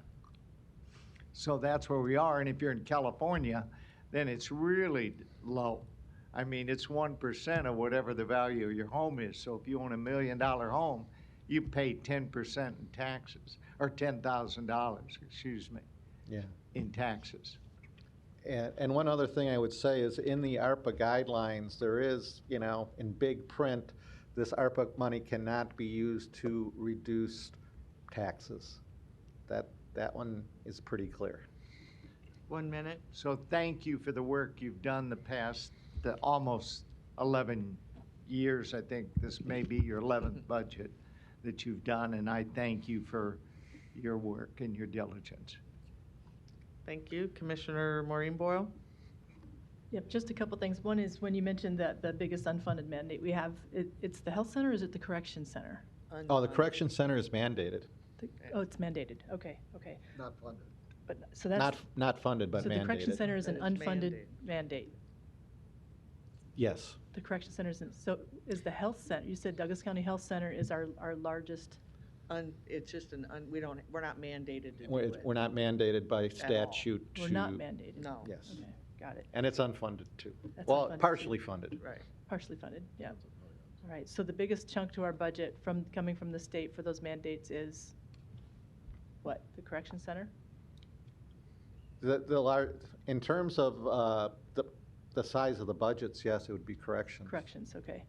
So when you look at just operationally, the things that, you mentioned that the departments that submitted requested budgets in excess of their target, 4 of the 7 were repeat offenders, you called them, and they all fall under that headline. That's, corrections, sheriff, public defender, and county attorney. So The criminal justice system. the criminal justice yes. system, basically, yeah, yeah. So I really think we have to spend a lot of effort in how do we address that, just big picture wise? Strategically, what do we do to bring that budget less? Because if obviously we're assigning a budget to them or whatever, and then every year we're having to increase it, this is a runaway train at this point. It is. So I think we're really, it's very critical for us as a board, but really each individual department there, the county attorney, the public defender, the sheriff, and corrections have to look at what they can do within their own systems so that their budgets can decrease. So I'm not saying that they go across the board and cut it 10%, although that's something to consider.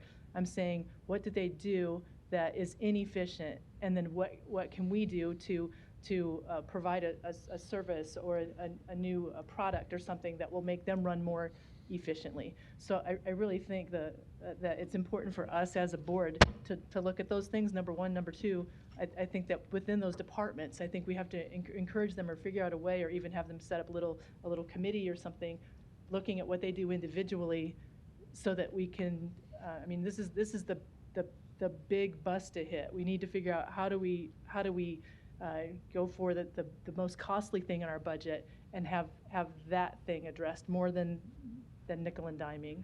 So any thoughts you have on that, or if you can think about a strategic plan to go with those departments so that they don't come to us every year asking for more money. I mean, it's not sustainable. Patrick Bloomingdale, County Administrator. Well, the number one issue is the number of people in the system. Exactly. The number of people that get into the court system, the number of people that get into our adult jail. And obviously we work with the courts, with probation, with the county attorney, public defender, law enforcement to find ways. And, we've done a pretty good job in that regard. But, at corrections, obviously, as you know, has no control over who comes into their doors.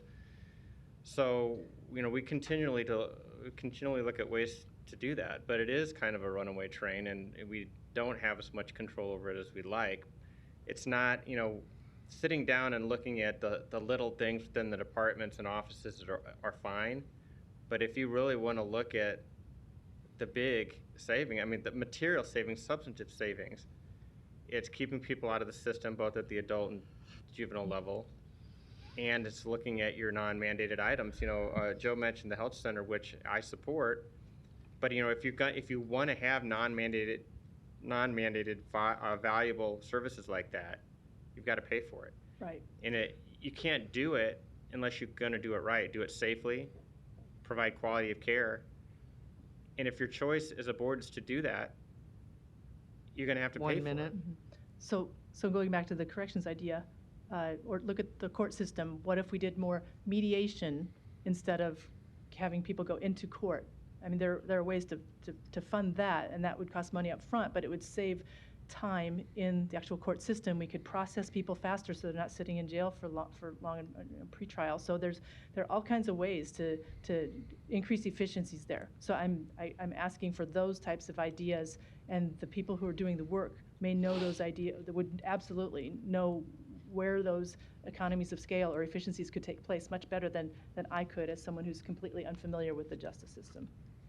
Yeah, and I guess the good news is we're not alone in this. This is a national issue about criminal justice reform and the increasing cost of it. So I think we have to figure out a program or some type of approach to this, I guess, is the bottom line. I would like us to look at that much harder and have them do it internally. Time. Commissioner Morgan? Boyle, I'll mention a couple of things. One, on the correction, we used to get money, and Commissioner Mike Boyle would tell you, we used to get money from the state, millions, and now we get zero. And it wasn't that many years ago. 30 cents. Yeah, 30 cents. So that was something we used to get that's not there anymore.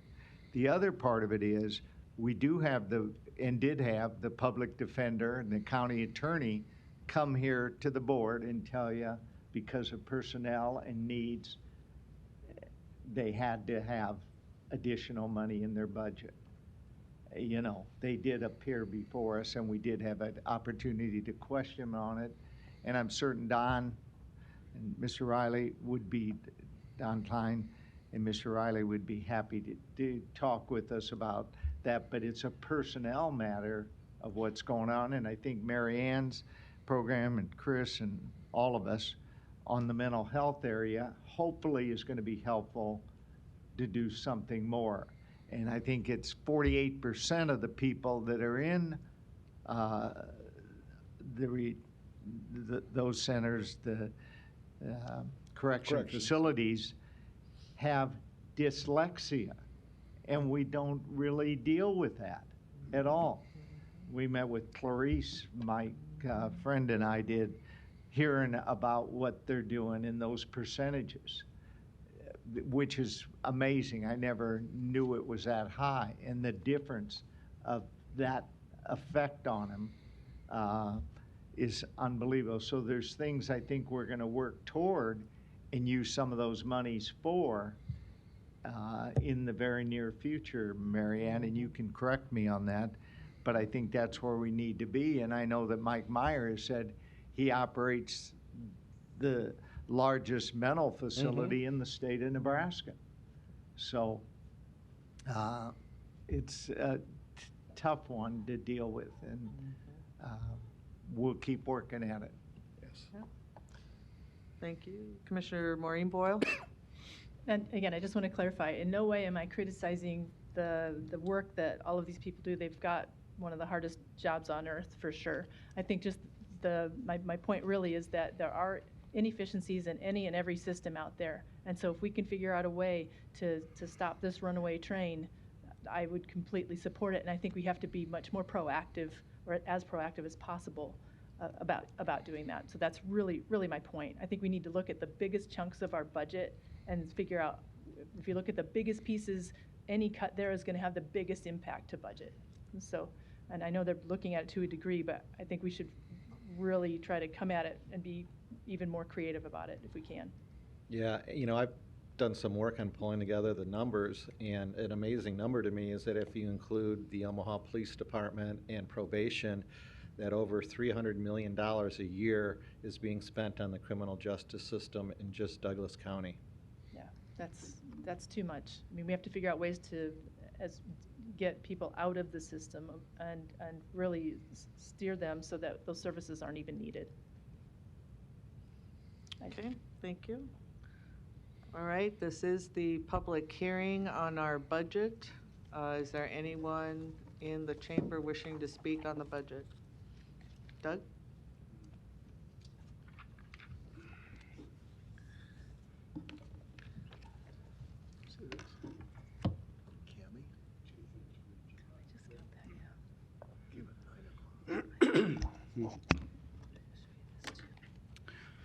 Good morning. Doug Kagan, 416 South 130th Street, representing Nebraska Taxpayers for Freedom.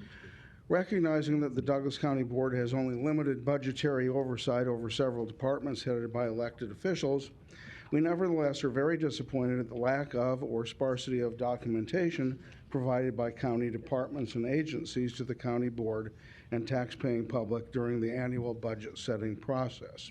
And I don't mean the administration, I mean the departments. Departments appear to provide only the minimum documentation, if any, required by county commissioners.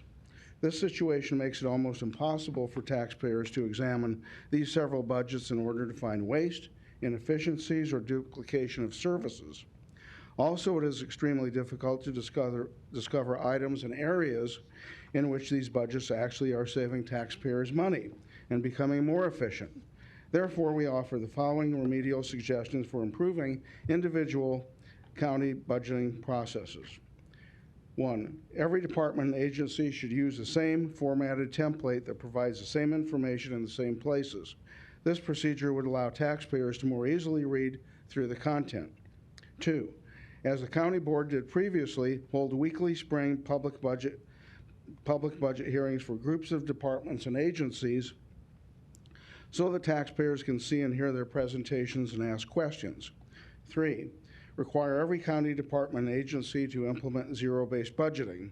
Currently, they must justify additional requests for funding only above a figure set by the county board. Utilizing zero-based budgeting would require them to justify every expenditure every fiscal year.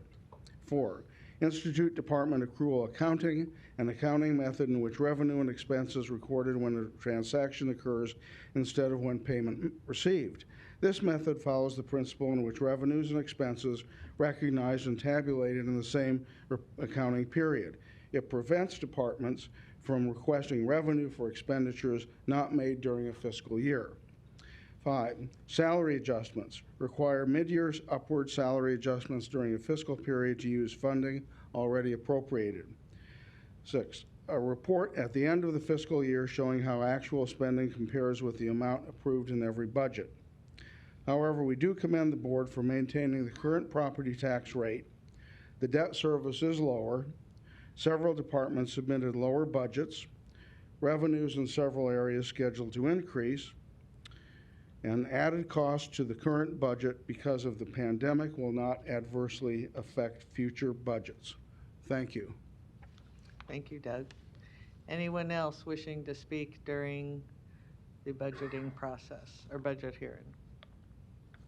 All right, with that, do we have, we can take motion, action today on the budget? Is there a motion to approve? Madam Chair, can we close the public Oh, hearing? I'm sorry, I'm going to close the public hearing. Is there a motion to approve? Second. Motion by Commissioner Rogers, seconded by Commissioner Morgan. Please vote. I have some comments. You've already spoken twice on the budget, Commissioner Kavanaugh. Yeah, I'm speaking on the motion. We have the right to comment on the motion. Go ahead. So this is a budget of over $500 million that we've talked about for about 50 minutes. You can do the math on that. Commissioner Kavanaugh, give us 1 second here so we can get your mic working. Oh, sorry. You have to Yeah, erase stop the... the... Okay, Ron, you should be able to get his mic on now. There we go. We good? Okay. This is a over $500 million budget that we've talked about for less than an hour. That's way inadequate discussion. I was glad to hear Doug Kagan, Nebraska for Taxpayers for Freedom, endorse the idea that we return to the regular Finance Committee hearings on all offices and departments. That's just good fiscal policy. It's woefully inadequate to rush these things through. There have been questions that Joe was good enough to entertain relative to additional information that would be valuable to have before we pass on this budget. There would be absolutely no impact on the operations of Douglas County government if we laid this over for a week and allowed for further inquiry into this better than $500 million budget. And that's all I'm asking, is that we lay it over, we not rush the judgment. It can only result in possible savings, and it does no harm. So I would ask that we lay over this motion for 1 week. There is a motion that dies for lack of a second. There is a motion on the floor to approve the budget. Any further questions or comments? Just a comment, Commissioners, if some of you, I think 2 or 3 of you voted, but we're going to have to start over, so we'll ask you to vote again, just so you know. Okay. And so we are ready when you are. Wait a minute, Oh, I'm sorry. Madam Chair, so, This is the motion on the floor is to approve the budget. but Commissioner Kavanaugh actually spoke before the vote was taken, correct? Right.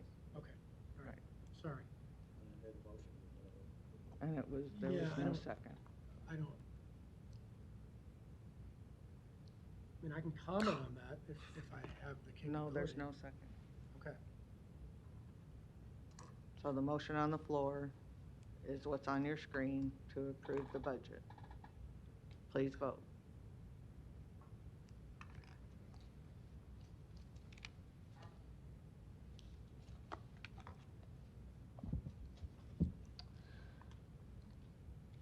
Motion passes 6-0.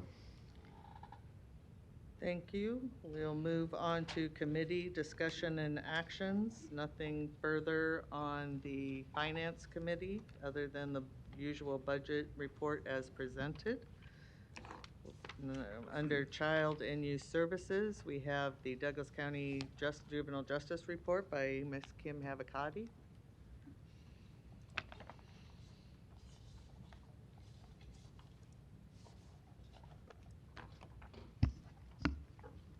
Sorry.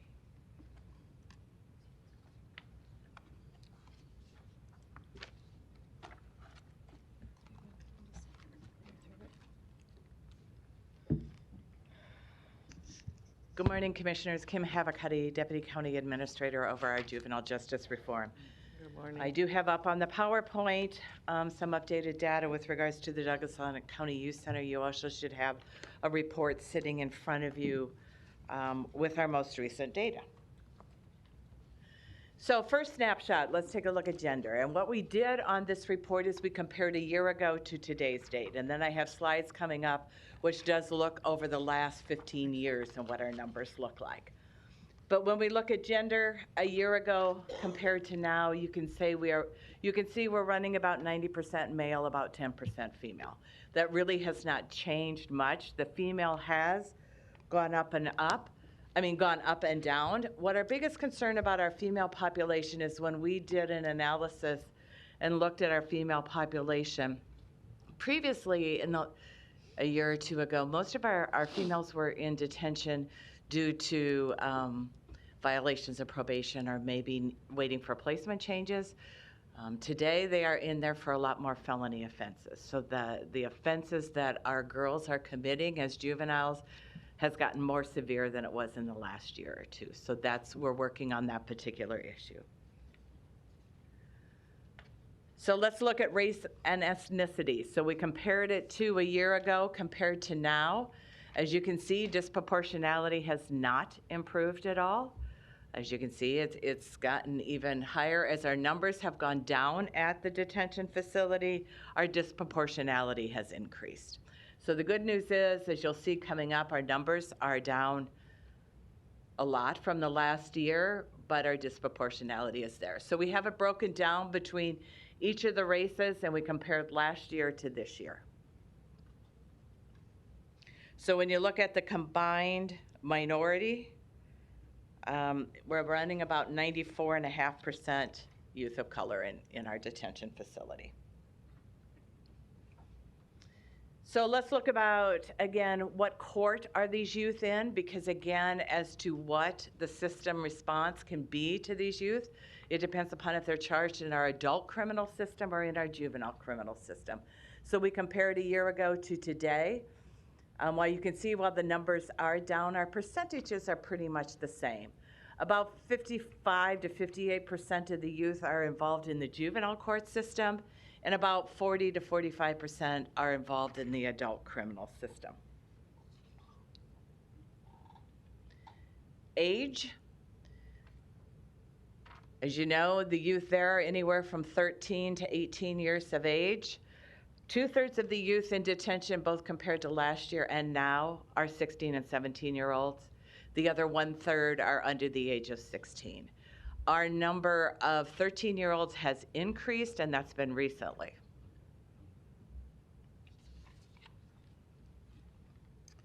Length of stay. I know you guys have heard me discuss often that it isn't necessarily the number of youth that's in our facility, but the length of stay that impacts how many youth are in detention. So when you look at the adult court length of stay compared to last year, it's increased drastically, which then has impacted our numbers.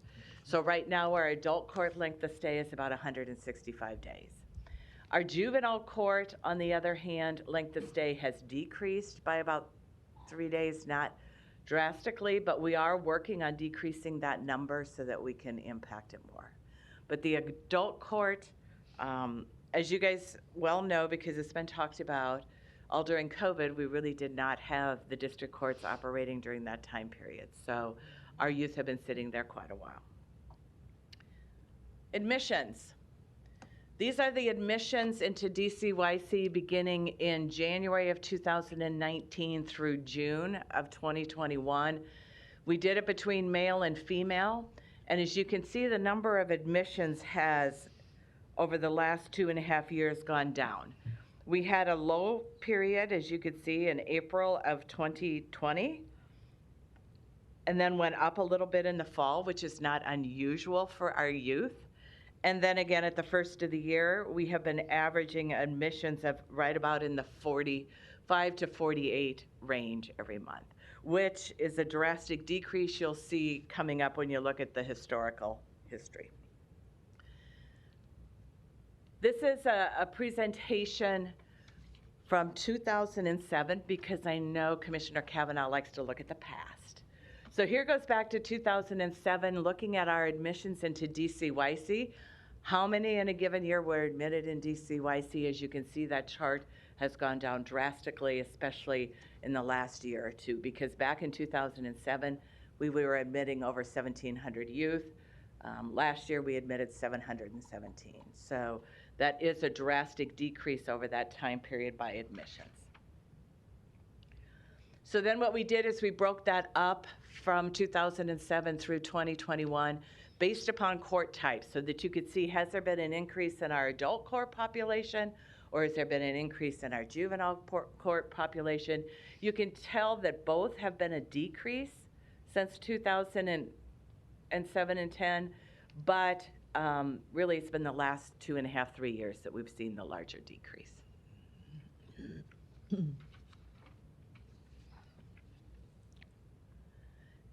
Next, we broke that same data up based by juvenile court status. In other words, are they adjudicated? Are they under probation? Or are they pre-adjudicated, which is the county's responsibility? So your chart on the left really looks at our juvenile court status. You can tell, and the reason as I talk about some of our programs and services it's relevant, is that in the past year, the pre-adjudicated youth number has gone from 473 last year in 2020, and so far in 2021, which we're halfway through the year, it's 162.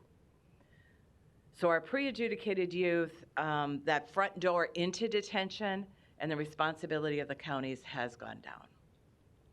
But it has directly impacted one of our programs, and that's our home program, our electronic monitoring program, because we just don't have as many youth that are pre-adjudicated that need electronic monitoring or an alternative. And then also we have it broken down on the right-hand side with the adult court status, how many are pretrial and how many are sentenced. Now, we don't really have many sentenced youth in the adult criminal system at DCYC. They usually do go to what is the adult criminal system corrections, adult corrections, NCYF. Commissioner Borgeson, I know you love the zip code. Here are our zip codes. These have not changed. We compared it to the last 3-4 years. 68111, 68104, and 68107 are our highest admissions into DCYC. And that has been that same way for the last 3 years. There has not been any variance. Next highest is 68111. And if anybody wants this broken down more, just contact me and I can get you the exact numbers for each of these zip codes. I'm more than willing to do that. So some ongoing projects within the Douglas County Youth Center to update you on the programs and services. We still have the Behavioral Health Initiative. It is still growing strong. The board did have a presentation from that initiative, maybe 3-4 months ago, 5 months ago. It is a collaborative between UNMC, CHI, Charles Drew, State Probation, where weekly we look at youth that have high mental behavioral health needs. That is still occurring. We are in the last phase of our evaluation of that initiative, which should be completed in the next year. One of the positive beginning data we are seeing from that is that our court-ordered evaluations, our mental behavioral health evaluations, prior to this initiative could be running anywhere from 2 to 3 months. They're now down to 3 weeks, which is good for our youth, which gets them into placement faster, which also impacts our numbers at DCYC. Also, as you remember, we do have, and we're given an OJJDP room confinement reduction grant. That started the first of this year and is going forward. Through that grant, we were able to hire a clinical psychologist on staff at the Douglas County Youth Center. We hired Dr. Donna Stewart, who started about 2.5 months ago. And it has made, in my opinion, a tremendous difference at the youth center, having that clinical psychologist on staff to meet the needs of our youth as they are happening, but also to assist in directing our staff and services in that mental behavioral health area. So that has been a positive under that grant. We also are in the process, we are redoing all of the mission, vision, values, and policies at the Douglas County Youth Center because it has been a while, and to really make it more based upon positive youth development and ways that we should be dealing with youth with regards to room and confinement. Starting next year under that grant, all staff will be trained in some evidence-based programs to assist.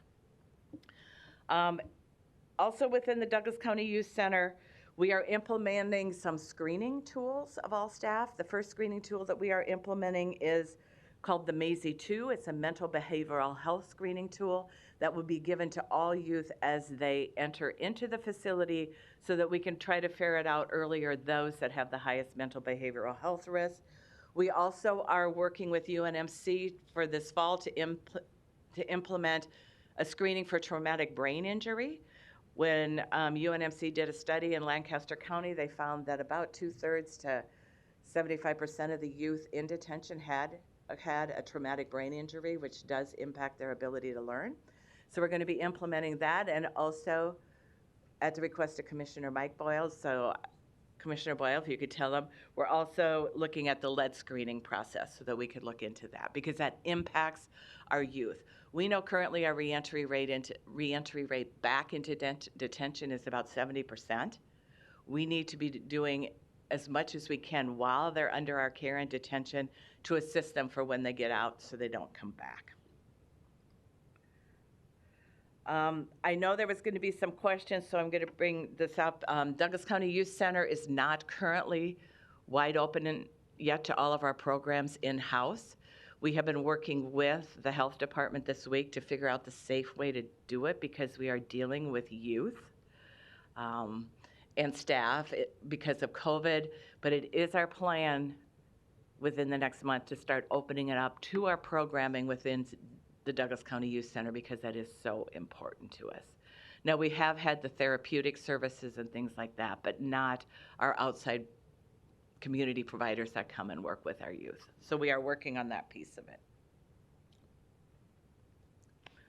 So I just put this up here because I know you guys have seen this. All of the current programs on the that are listed here are still occurring. You'll be seeing next week all of our community-based grant funding for this upcoming year. It was about $1.33 million that will be going out to providers. The Missing Youth Initiative, I wanted to bring that up. The Missing Youth Initiative deals with anywhere between 80 to 100 youth every day that are non-system involved youth, so that they are not under child welfare or on probation, that are missing or running away from home in our community. And what we have found through some of our data analysis is that if kids are running away from home, that's a pink flag. There's something going on, that if we can get services to them earlier, then hopefully we can keep them out of the pipeline to the juvenile justice system. So the Missing Youth Initiative really works with Omaha Police Department, Project Harmony, and through some of our grant funds where they are providing services directly to youth as soon as they are missing. They're doing assessments, evaluations, and then providing the family with assistance to try to change that. Now, with regards to Missing Youth Initiative, when we looked at it, we know that about 2/3 of our missing youth are girls, and mainly girls of color, and that was a concern to us. So we did apply for a federal grant to get some extra funding to try to expand those services into our youth, our girls of color, because we know what happens to those girls from a sex trafficking and a straw purchase standpoint. With regards to the new initiatives on the prevention, early intervention, the Family Resource Center concept is going forward. I want to just give a very short definition of Family Resource Centers are a family-centered, strength-based community hub that provide culturally responsive support to families. It is a true prevention, early intervention system targeting the needs in the areas where people live.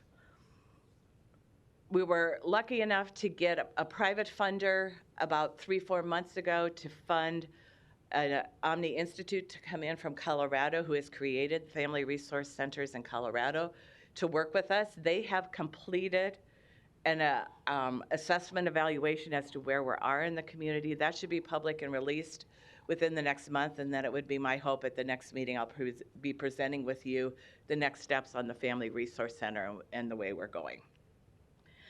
With regards to the alternatives to high school completion, there's a new program I just wanted you all to be aware of, working with Metro Community College.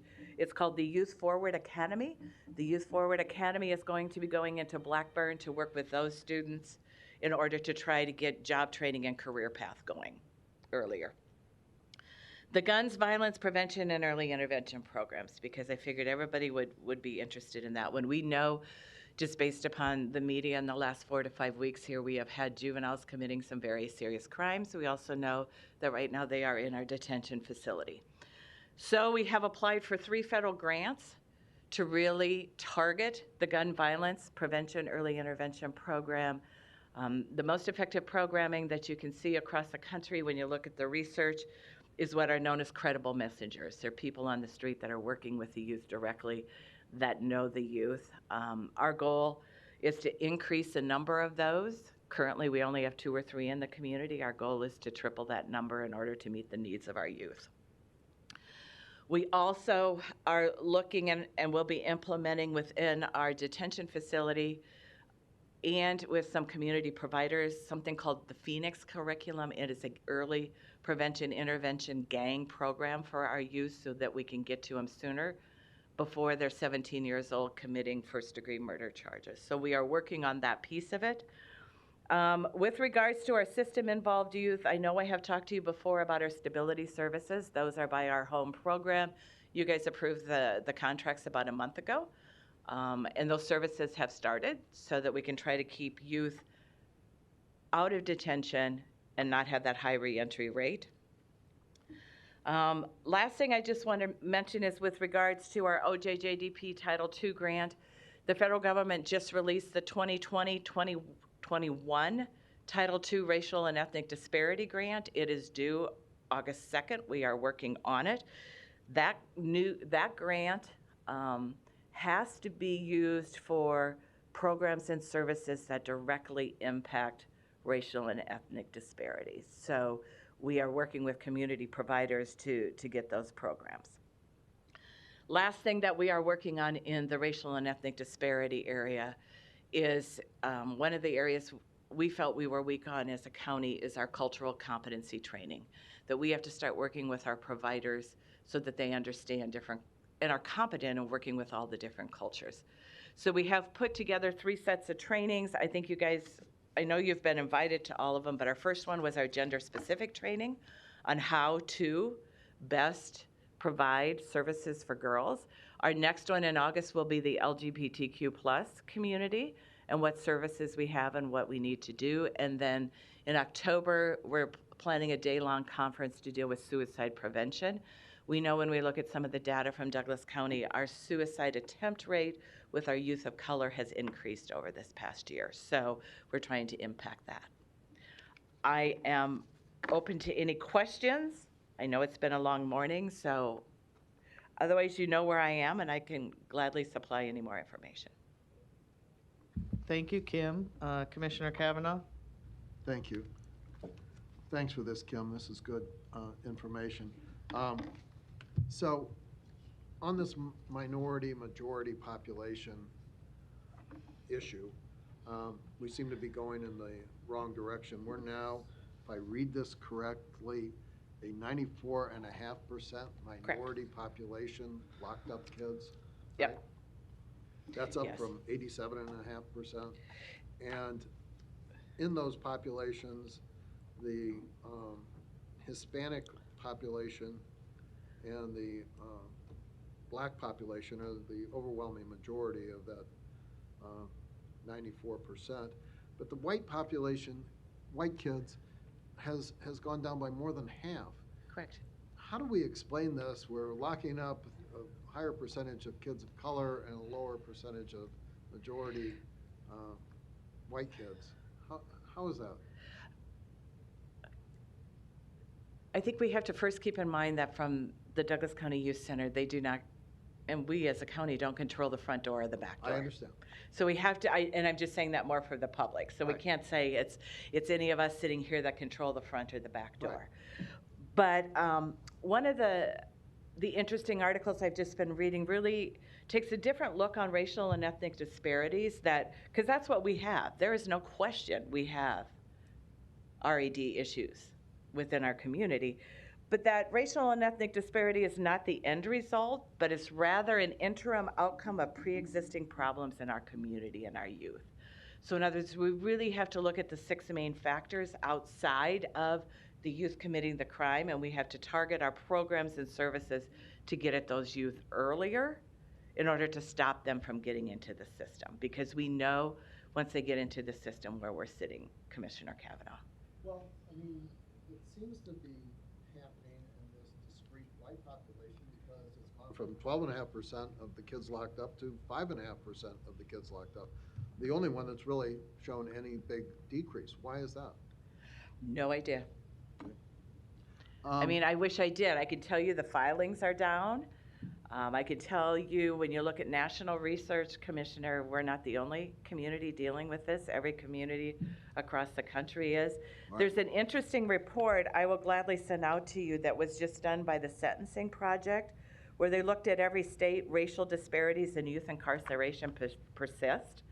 And if you look at it, every state is up. That as the numbers have decreased, the disproportionality has increased. But there are a couple of concerning things in this report. When you look at all the 50 states, Nebraska is the 8th highest in the country for incarceration of Black youth. I mean, we have to talk about that. We have to, figure out ways to deal with it. Also, when you look at the youth incarceration by rates by each state per 100,000, we are 4th in the country. That's troubling. The pandemic had an impact across our society on a lot of things, and I was just wondering, have we been able to determine the pandemic's impact on our average daily population? Because it appears that it had average daily population a big impact on the kids that are there under juvenile cases, but not much, if any, under kids charged with adult crimes. I would agree with that statement, Commissioner, that the juvenile cases, as you know, juvenile court, even during COVID, they were having hearings every day. They were doing them all in a video format. So we kept youth moving during that time period. That just didn't occur within the adult court system. I'll come back to you with a couple on that, but it seems that if that's the case, that this last year's numbers might be a one-off. If the pandemic is concluded, we might see something that's more in line with what we've seen before. We don't know, but what I'm saying is there weren't kids in school, which was a lot of the kids that were going into the system were brought from our schools. And so pandemic has possibly an impact on the numbers here. We're looking at today's number of 55, and I'm not sure that that's a lot different than the average daily population last year, but these are pandemic numbers, not pre-pandemic numbers, and it might be good to see these numbers in 6 or 12 months. The adult kids' average length of stay charged with adult crimes is way, way up, 165.8 days. And this is of concern because... Time. I'll come back to you. Commissioner Mike Brand. Thank you, Madam Chair. And Kim, again, thanks for the report. It's always good information. You had mentioned earlier when you were going through it, the reentry rates and that the data reports show success in those areas, and that's good.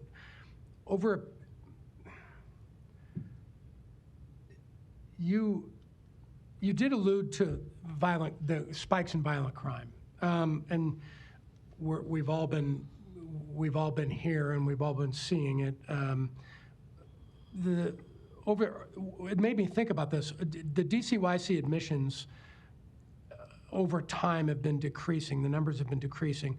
The DCYC admissions by court type, those numbers are also decreasing, which is a testament to programmatic success and a lot of other things that are actually occurring, and also state law that was changed at a certain period of time, right?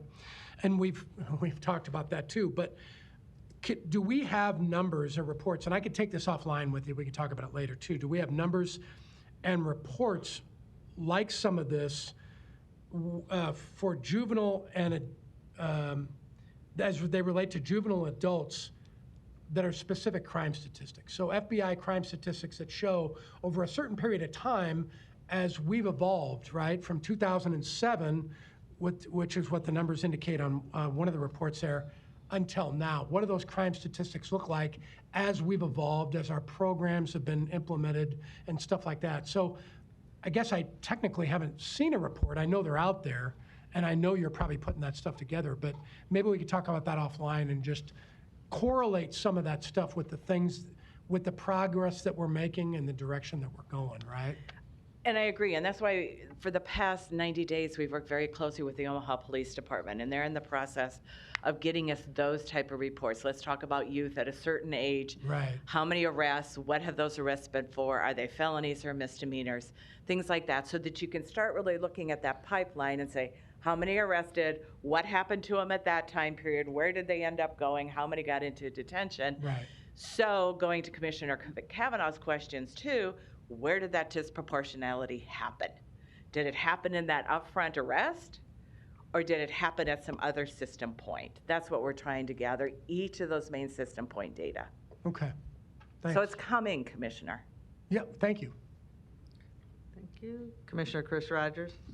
Thank you, Madam Chair. I just want to comment on the point that was made about it was alluded to that the numbers being down may be alluded to the pandemic. I don't think that's the case. Point was made the last time that this presentation was made in that respect, and it was stated then that that number trend did not have anything to do with that. If anything, the pandemic hindered us from having the numbers down more because adult court stopped. And right now, if you look at the statistics that are there, the adult court time of processing and getting through went up somewhere like 40 days. So the case is not the pandemic skewing the numbers. Actually, the pandemic put us on point where we would have had less kids in there because you wouldn't have been able to rotate them through sooner. If you look at page 9, and I think it was alluded to last time Dr. Carball came before us, page 9 from the 2019 to the 2021 piece is the most notable point in there is the passage of the law that did not allow a kid to be detained just because they did not have an alternative service, which caused us to step up in that realm. That's a distinctive dip there. And so I think that's what you alluded to and other surrounding program implementations. I think you give a little bit of that to the behavioral health initiative and the speed at which those kids have been able to come out and those alternatives. COVID was not a skewing of that down. COVID hindered it from being lower than what it was. Thank you, Madam Chair. Thank you. Commissioner Kavanaugh. Thanks. So, back to what we were talking about in terms of the average length of stay going way, way up for kids in adult court. And going to that page 9, during the 2015 to 2021 time period, there's virtually no change in the adult court population. But during the 2019 to 2020, there's a massive change in the juvenile court population. It would help if we could break this out, as we have in previous reports. You might see, going back to when the reports came from Brad Alexander, the types of charges that kids are being held on.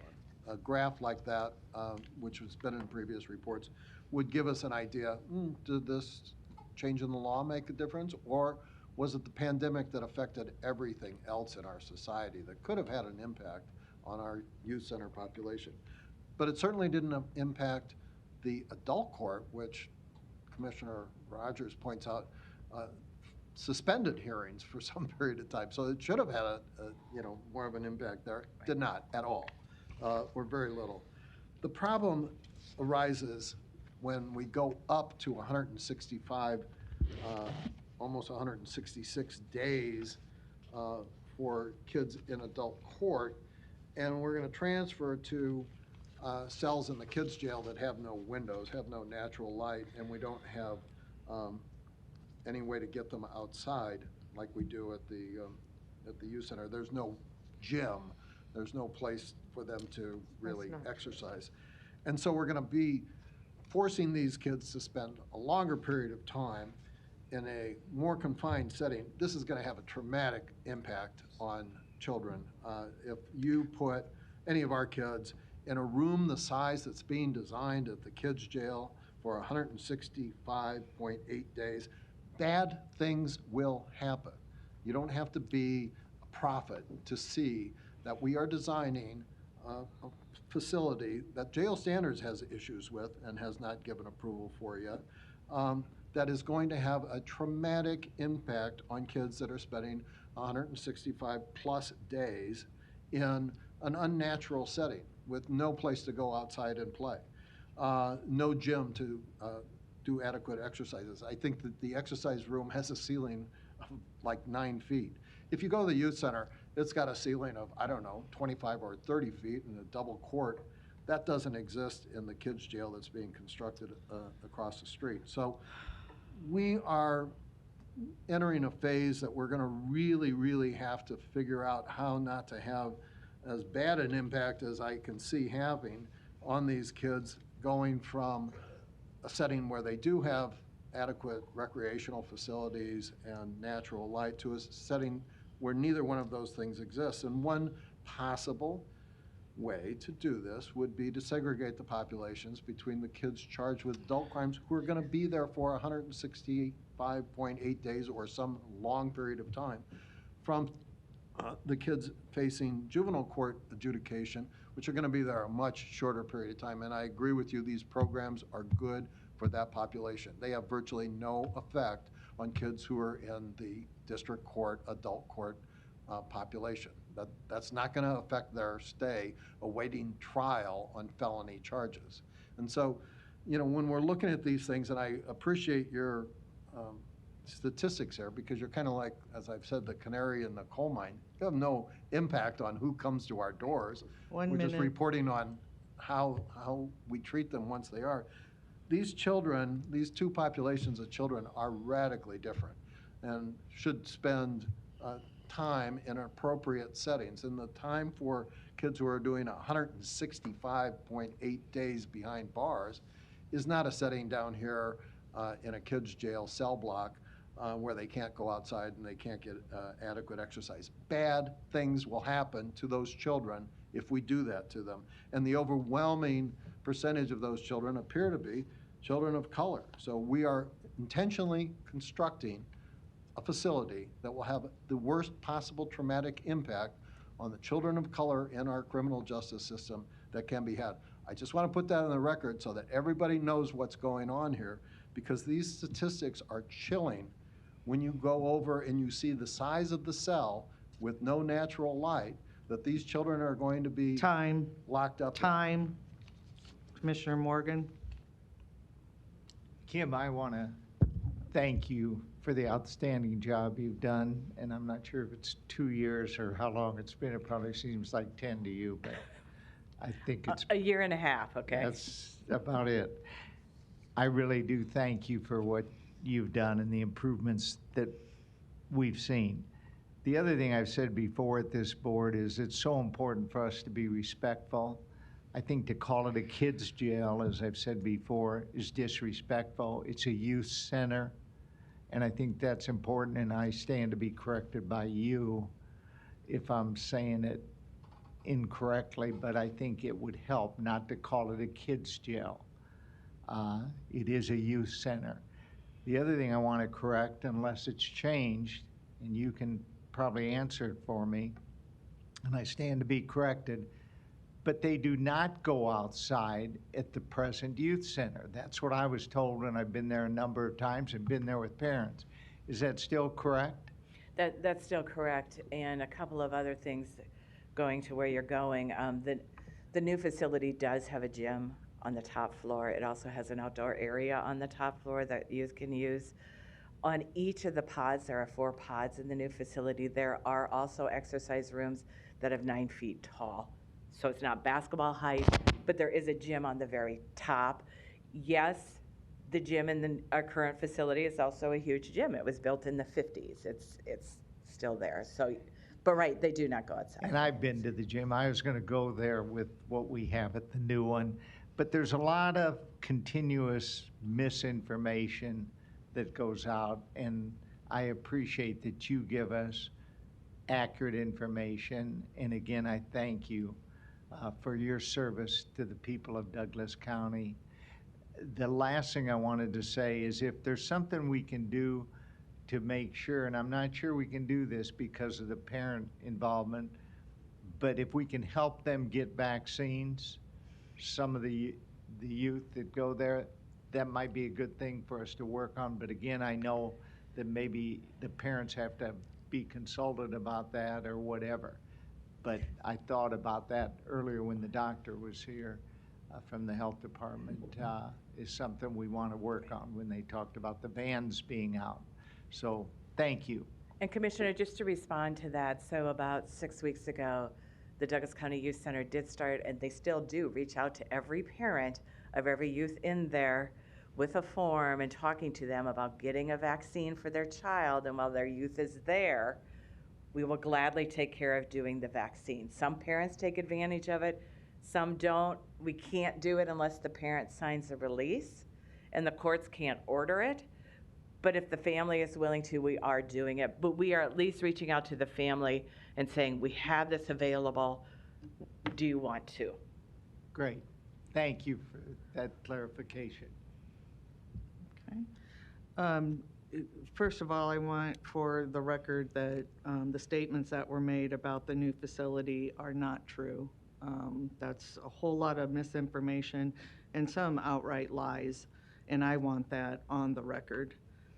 It's getting about as old as we're hearing that the election was rigged, about on and on and on and on about these mistruths, and it just needs to stop because it's not helping anything.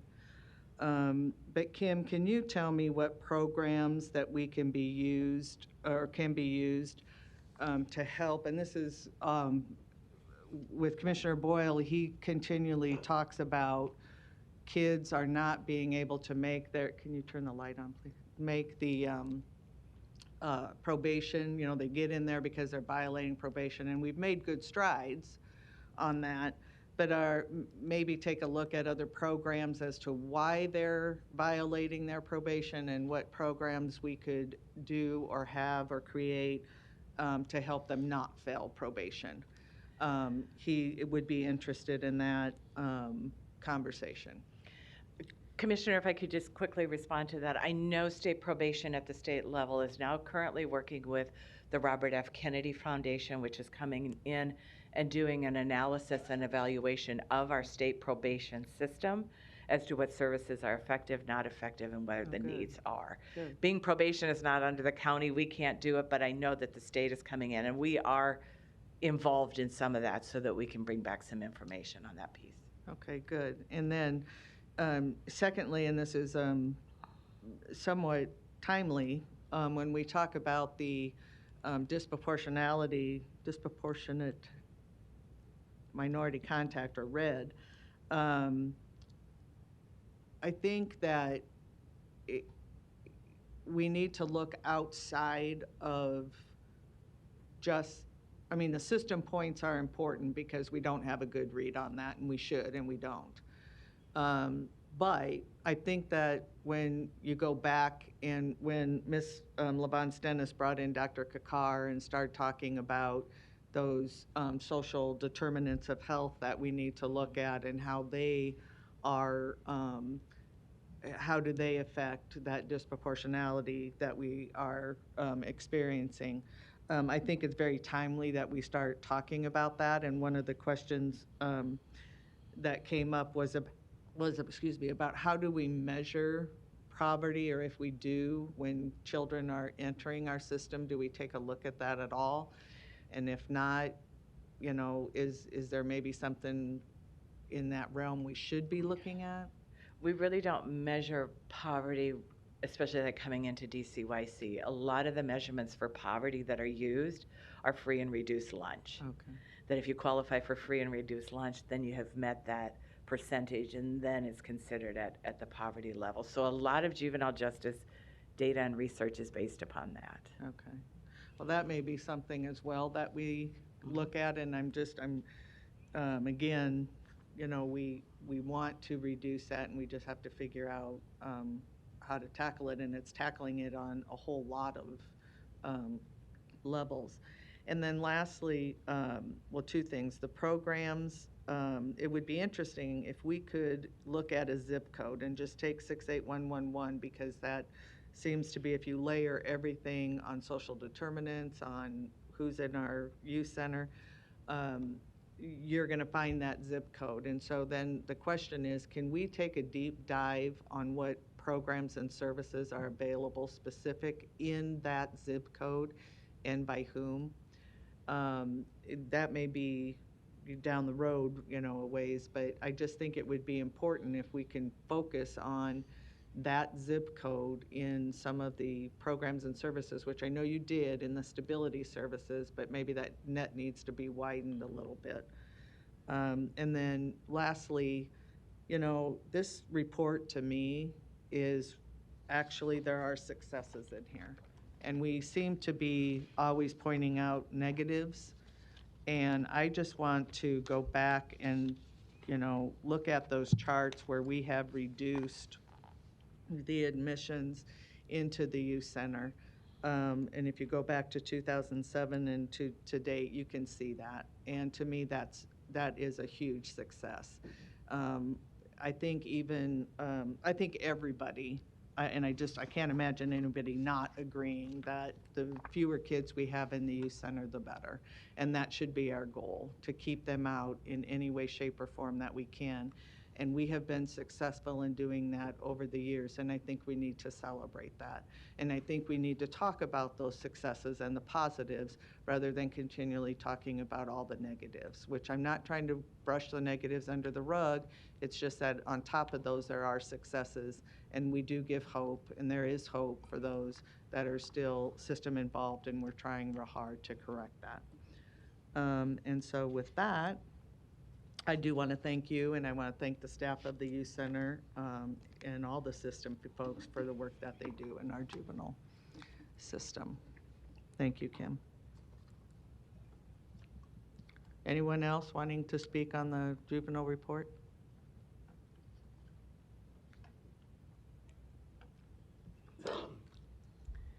Larry Storr, 5015 Lafayette Avenue, 68132. I too would like to thank her and her staff. I've been interested in this topic for quite a few years. I remember when there was a big push for different programs. Speaking of which, we have people that go to all these national associations. They come back with somebody else's ideas based on what's called best practices. These best practices things for juveniles started way back when. Apparently they aren't working. Maybe that's because of human nature, outside factors. But what we need here is back and forth between the citizens and you, so we know what is false information and what is not. We expect you people to have accurate information and make accurate decisions. Yes, we all make mistakes, but to not be able to discuss it in the session like we are right now is a severe restriction to the solution of a lot of problems. Because I cannot tell what you're being honest about or not. But a citizen like me comes up here having to make assumptions, is called misinformed and a liar and sent out of the room. That's wrong, you gotta change it. We'd like to know what the falsities about the youth center is. Can we not have a printout of that or something? Can we not discuss it? Yes, I know your rules say, well, if I'm invited to discuss it, I can. But I don't know any one time in 4 years or so that any one of you or on the city council have ever invited a citizen that disagreed with them to discuss it. Lots of other people that back your programs do get to. So you got to change these rules for the best, to serve the people that hired you, to pay your salary. The citizen that has a perfect right to petition his government. Thank you. Anyone else wishing to speak during this agenda item? Okay, thank you. We have no other points under our agenda items under our committees. Just the reports as presented under Human Resources. We do have need for an executive session for litigation, labor, personnel, and legal advice. I would ask for a motion. Got a lot of- Motion by Commissioner Rogers, second by Commissioner Friend. Please vote. Oh. I thought I heard his voice. Recording stopped. Commissioner Rogers, Kavanaugh, and Morgan.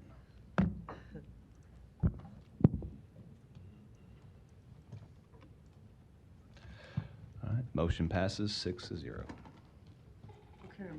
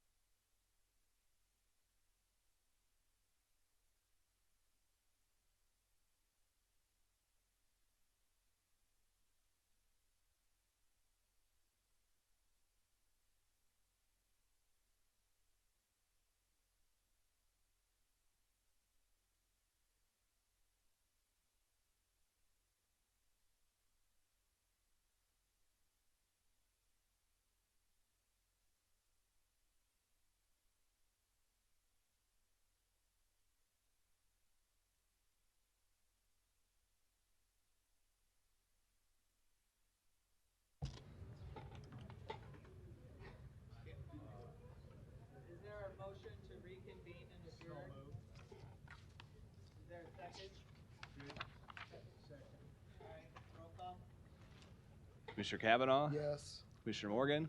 Yes. Commissioner Rogers? Commissioner Friend? Yes. Is Commissioner Green Boyle in there? Yes, right there.